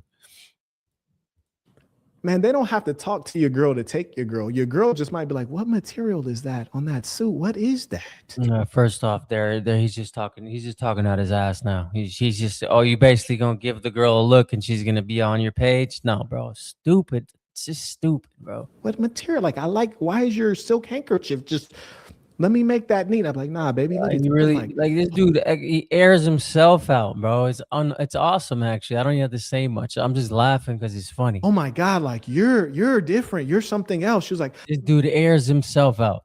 I'm from Venezuela and I just been here in America for like 3 years. And I'm just like, I'm trying to network. I'm trying to figure things out. She was like, can you mentor me? And I was like, nah, I'm flying to España. You feel me? I'm about to be out of the country for about a month and a half. You know, I can't really mentor anybody. She was like, oh no, like she's like, you just have so many. I can see why this dude has no friends, bro. No friends. He has 0 friends, and the only friends he did have, look at, he's airing them out, bro, for no reason. No reason. Much good information. She was like, let me get your IG. Let me get your IG. And I'm kind of like, I don't want to say turned off, but I'm not interested because she's like, and I'm further not interested because it's like you're pressing me really hard, but like it's a whole table full of people, right? It's like the whole staff is at the table. I'm like, God damn, you just like really pressing me in public like this. So anyways, someone says it was Angie. I don't know if that's the girl's name. I'm not sure who that is, to be honest with you. So I don't want to, please don't say that name if that's not her. This is a long time ago. I don't even know these folks' name. But anyways, the Venezuelan young lady, she gets my IG, sends me a message, and then we leave. And then later on that night is me, Fresh, and one of their staff, whom I'm not going to name. And then Fresh and the staff members start laughing, and they're like, man, that BITCH is a this and a that. And I was like, who? They're like, that so-and-so, and they use her name, which I don't recall what it was. They're like, yeah, that's like Myron's girl. And I was like, oh, man. And I feel bad at that point because if I knew that was Myron's girl, I would have been snowman shoulder on the bra. You heard me? Like, I would have gave her the coldest shoulder she ever experienced. I wouldn't have responded at all to nothing if I would have known that. But the way she was pressing me, I thought she was a free agent looking for a team. I thought she was seeking some management out there. So I'm just going with the flow, not being impolite. But as I say, when you're not dealing with real P's, I don't know how to set things up right. Like, first off, if you're dealing with a real boss, his girl ain't gonna be getting out of pocket like that, doing all that yapping and reckless eyeballing. That's out. Number one. Number two, he's G enough that when he introduces her, he makes it known. You feel me? First off, I don't introduce any of my women. Let them kick back and stay in the rear like a shadow. You dig? Oh my God. There's no introductions because it's not necessary. I'm her speaker. You got something to say, I'll translate it.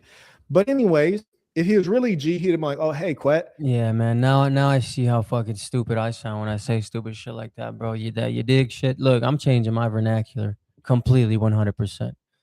And I've been working on it. I've been thinking about it for a while. But after watching this retard, bro, I have to stop even saying bro. This is my girl. Whoop-de-whoop. And I just said, hey, yeah, I don't even need to shake hands with you. It's not necessary. Like changing your accent like that when you talk. Yeah, it sounds really stupid too. So I have a couple things I need to work on. You don't even need to smell my cologne. I'm glad I watched this video. Actually, I'm really happy that I watched it because guess what? Now I can change those things, right?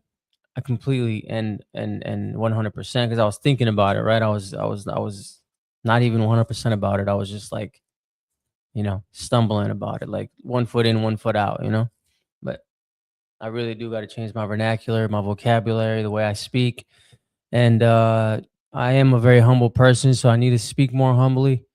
And yeah, that's something that I just learned right now, and I need to treat people probably a little bit better, as all of us should. I think everybody should treat people better.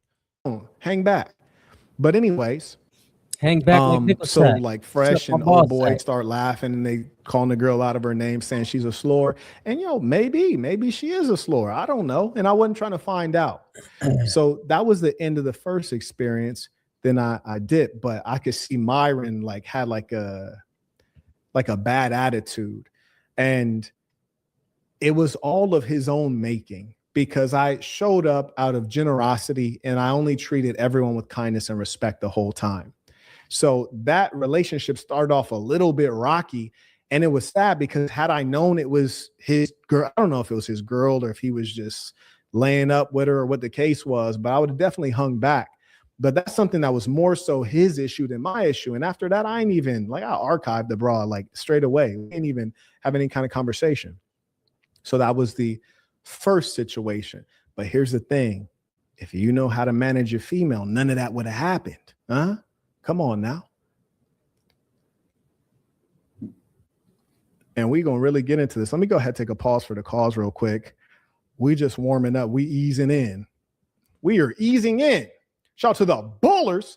One of the Saints came in using the Stripe link in the description, came in anonymously. Shout out to Ethan.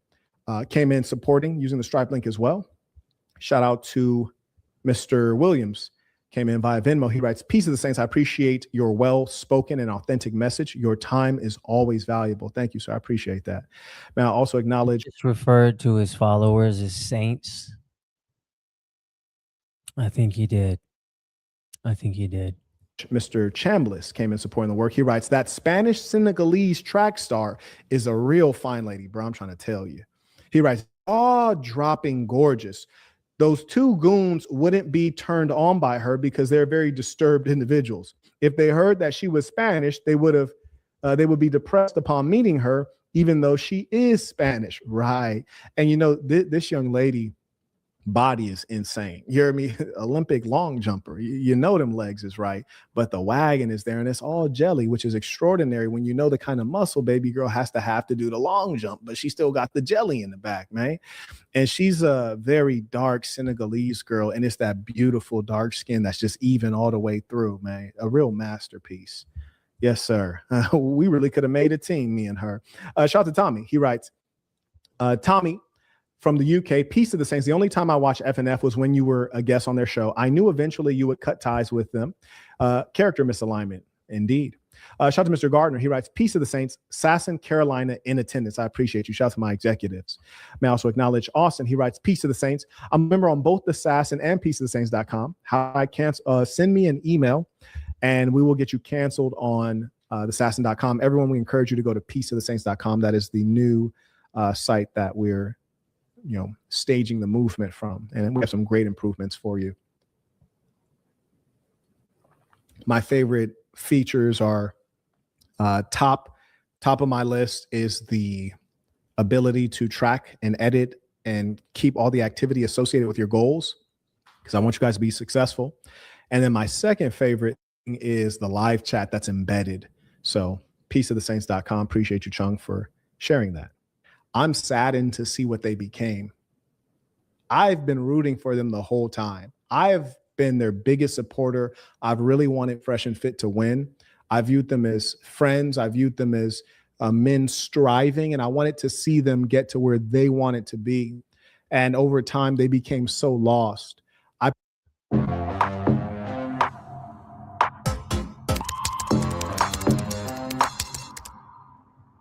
am a vibe. I am a vibe. I'm on cloud 9 now, watch me shine. I'm a what I like. Ha, I am a vibe.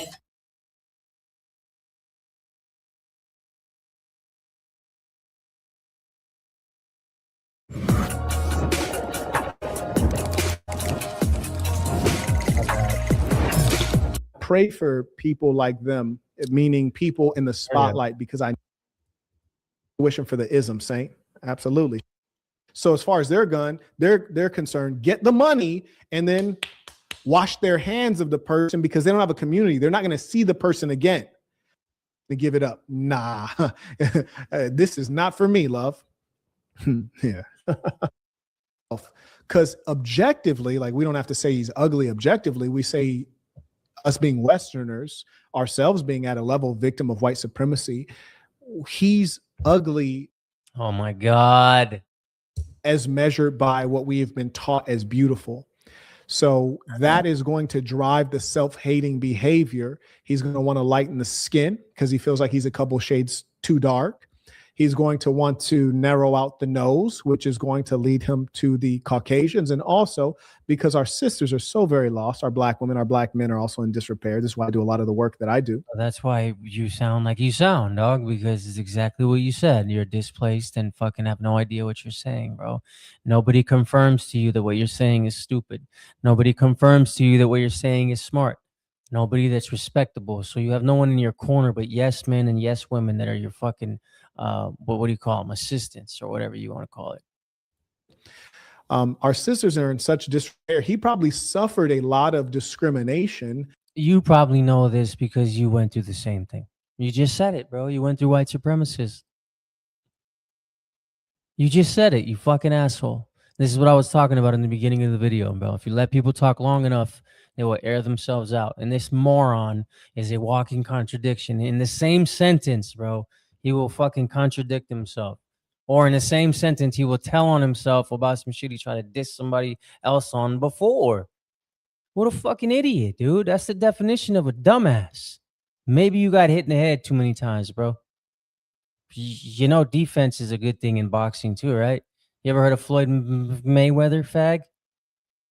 Fucking stuttering Stanley. At the hands of black people, black women telling him that he's unattractive for his West African features. That's because he's ugly as fuck, bro. He looks like a fucking gremlin mixed with a monkey, dude. Don't and look at you, bro. You're not far from it, dog. You peanut head fuck. Look who's talking, dog. And so ironically, the white supremacy operated in the people around him, which pushed his self-esteem down and instilled the white supremacy in him. You have no self-esteem. You have an ego, my friend. Those are two different things. Don't try to compare them. I mean, don't try to fucking, don't try to make them the same, because they're not. And now he enacts it on himself, and he tries to basically kill his own genetics. How can he possibly kill his own genetics, Marquetta? Look at him. He can't escape it. Neither can you. It's already a complexity, dog. You just said it. You have the same one. So there's that. Now on to the other one. And that one's a more interesting case, frankly. So let's really dig into that one. So on to Amru Fuddle, who calls himself Stop, bro. Stop. You called him Myron Gaines for a long time, too. Shut up. Myron Gaines, and that's another bit of comedy. You have this very, very ethnic name, Amru Fuddle, and then you change it to Myron Gaines. We see that you're trying to escape culture. And oh my God, dude. Oh my God. And probably we should pull up some of the photos of him being on the crew team and sitting in white men's lap. Yeah, we heard him say that one time too, bro. That's not going to work. So let's take a look at Amru Fuddle. This guy, and in no way am I defending this clown, dog. I'm just saying this guy is the exact same. He comes from the same cloth. They're both. Can't you see them, dog? Look at them. Look at them fucking next to each other. They look like brothers, dog. You can't tell who's who. Well, after he did his hair, you can. But before you couldn't, dog. He was hairless. He had no hair. You know, I really don't appreciate that black folks say, like, you are black. No, this nigga ain't black, okay? In fact, I shouldn't. Yes, you are, dog. You're black. See? Like I said, bro, he exposes himself in the same fucking sentence or paragraph. This dude is calling this dude out for having a complexity, yet he doesn't call himself black. When he's fucking clearly black. Even use that phraseology. This individual is not black. Just like Joe Biden said, you ain't black. Well, why is that, Marquette? Just look at his features. He doesn't Because you're delusional, bro. actually look black, but the reason that you Oh, he's talking about him. Okay. call him black Whatever. The guy's a fucking loser. is because you're provincial. Most of you have never been outside of Baltimore or outside of Chicago or wherever you're from.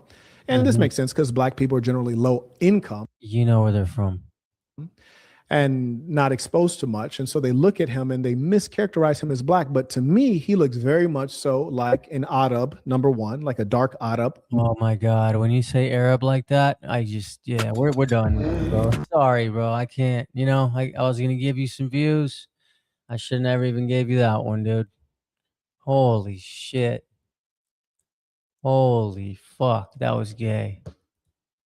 I'm sorry. I just cursed again. I need to stop doing that, man. Oh my God. I got to stop watching videos like that. They just make you worse. All right. Let's learn about let's learn about AI agents today. All right. AI agents are amazing. They are these features that AI has now that you can use them as your agents. They work for you. You can make them do whatever you want. Schedule, work for your company, whatever. They can do anything. And I'm here for it, dog. That's amazing. Anytime something can do the work for you, I am all for it. This shit is a game changer, my friends. This will take a lot of time off your hands and possibly some employees. So I'm sorry if I got somebody fired, my bad. Now, one of the first tools that we're going to kick this off with is N8N.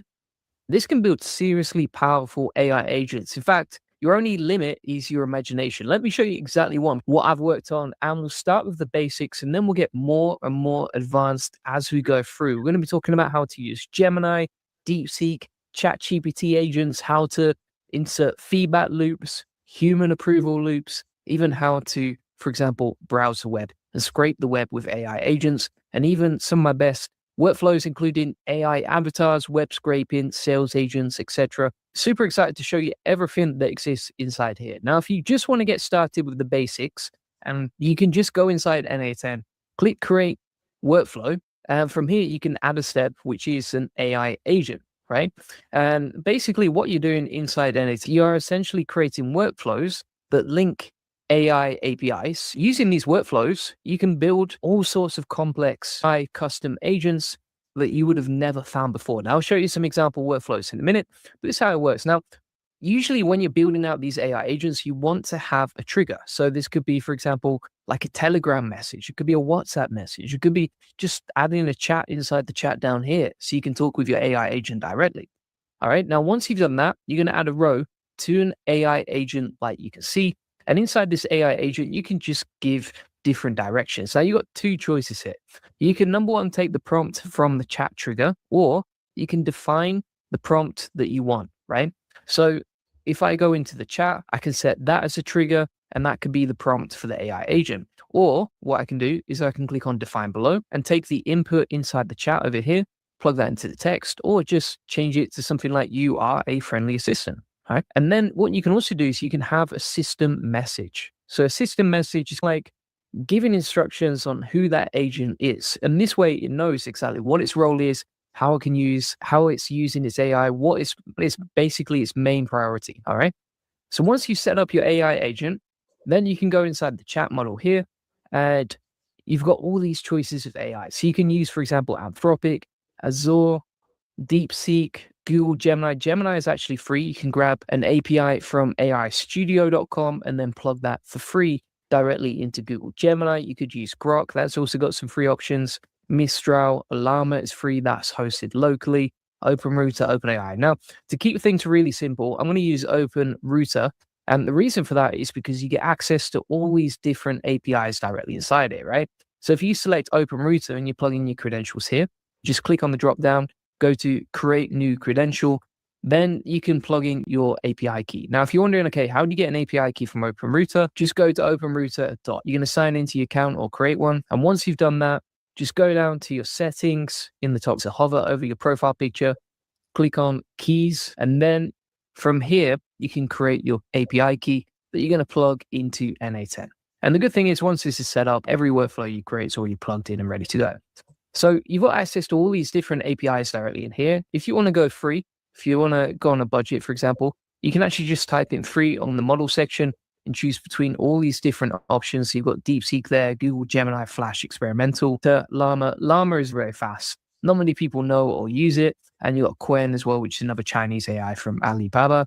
So, for example, we can just go with DeepSeek Chat, for example, or Flashlight Preview, and then we're good to go on that. All right. So that's our AI plugged into the agent. Now, this agent won't work without adding a chat model. Of course, you've always got to add that. And inside the tool section over here, you can select between all the different apps and tools that you want to select, right? So, for example, you could insert a tool like HTTPS. This will basically scrape the internet, right? So it can scrape the internet based on the URLs you give it, and it can just read live web pages. You can also, for example, connect this to Gmail. So if we type in Gmail on the tools over here, we've got the Gmail tool. We could plug in an extra tool. You don't have to have one tool as well. You can plug this into multiple places. So you could, for example, link a Supabase database. We could add inside here TIN, right? And look at our LinkedIn profile. And you can see all these different branches of tools that we can build in here. We could also add Twitter. And then we can link our AI agent to multiple different apps. I'll show you how to connect these later in the video. But essentially, that's what you can do with the power of this. Now, inside the memory section here, this basically gives the AI agent recognition of all the other stuff that you've created. So if we click on Window, Buffer, Memory, this is by far the easiest to set up. And once you've set that up, you can basically read previous interactions that you've had with the AI agents. The agent has a memory of your interactions with the chatbot. Now, that's useful because the more context your AI agent has of how you like to interact with it, the better the outputs of what you get from that AI agent. So we could add, for example, like 10 different messages, and this would read up 10 past interactions with the model, and it would look at those as context of what we've done so far. And if you want to delete any of this, just right click the module or just click on the bin at the top there, and there you go. All right. Now, if you wanted to test this workflow out, this is basically how to build your own AI agent custom built to what you want in literally a couple of seconds, in literally a few clicks, like you can see today. Then we can say, okay, are you working? And that's going to trigger the AI agent to work. And it's okay, I will be a friendly assistant. How can I help you today? All right. And so you've built your first AI agent in the space of a few clicks. Very simple. And also, the API didn't cost you anything because we're using Google 2.0 Flashlight Preview. Bear in mind, like when you're using some of these APIs, if you're using a reasoning model, you're going to get slower responses. And I wouldn't recommend, if you need quick responses or you want a quick workflow, I would recommend just using an API, for example, Flashlight Preview, that seems to get much faster responses without the deep thinking mode, right? So that's something to bear in mind as well. Otherwise, what you're going to have is like a chain of thought in the reply, which is quite time consuming, quite annoying, etc. Now, if you want to, for example, turn this AI agent into a chatbot, right? So you don't want to use it inside NA10 directly, but you do want to use it as a chatbot you can just visit anytime, then you can click on active over here. So you can make your workflow active. And then inside the chat message, you can click on make chat publicly available. That will give you a URL that you can navigate to. Then we're going to go back over here. We'll hit save on this. And now we can navigate to our chat, right? So this is the URL we got from NA10. We've got our chatbot ready to go. We can say, are you working? And it's great. I'm ready to help in a friendly way. What can I do for you today? All right. That was so easy to set up an AI agent, custom built to whatever we want. Now, if we hide the chat, and then if you want to know how to like scroll, you can just press command and that'll help you scroll to the left or to the right. That shit was not easy, bro. Back to canvas. So he's using N8. Okay, so this must be one of the best ones to use, N8N. Inside the chat here, you can also add a more complex system message. You can actually take the inputs from the previous workflow. For example, we can take the chat input and then put that as a prompt that it works with over here. So we've dragged that in. You see how it says JSON.chat input? That is the input from the previous workflow. And that previous step is the chat, like we can see. And then you can also choose whether you want like a conversational agent, a tools agent, all sorts of different agents there. And inside the settings as well, you can see all these different options you get as well. Right? So you can say stop workflow on the error, or continue and just pass a message on and carry on. And then for the next output, you can actually link the output to another AI. So you can have different AI agents with different roles. Or what you can do in here is you could say, okay, send this message that we got from the AI agent over to Twitter, right? Whatever you want. So that is the basics of setting up an AI agent inside n8n. It's going to get a lot more complex, all the way to the point where you're building stuff like this, where you've got positive feedback loops. You got like 4 different agents in one single workflow. It's working with Gmail, and it's got filters for the messages that you send, so whether stuff is approved or declined. And you've got multiple different AIs and APIs working together, like you can see. We're going to cover that later in this course. But for now, if you want to know how to do web scraping inside, what you can do is you can connect a P request, and this will look at your live website. So for example, we've plugged in juliangoldie.com as the URL to get. And then that's going to send over to our AI agent. And you can see as the prompt inside this AI agent, we've said, rewrite the copy on this page, plus make it more interesting and fun, add some emojis, and write it in HTML as a beautifully designed landing page. All right. Now, if you wanted to test it out, we can go over to the chat here. We can say get started. And basically what this is going to do is it's going to scrape the web. So scrape my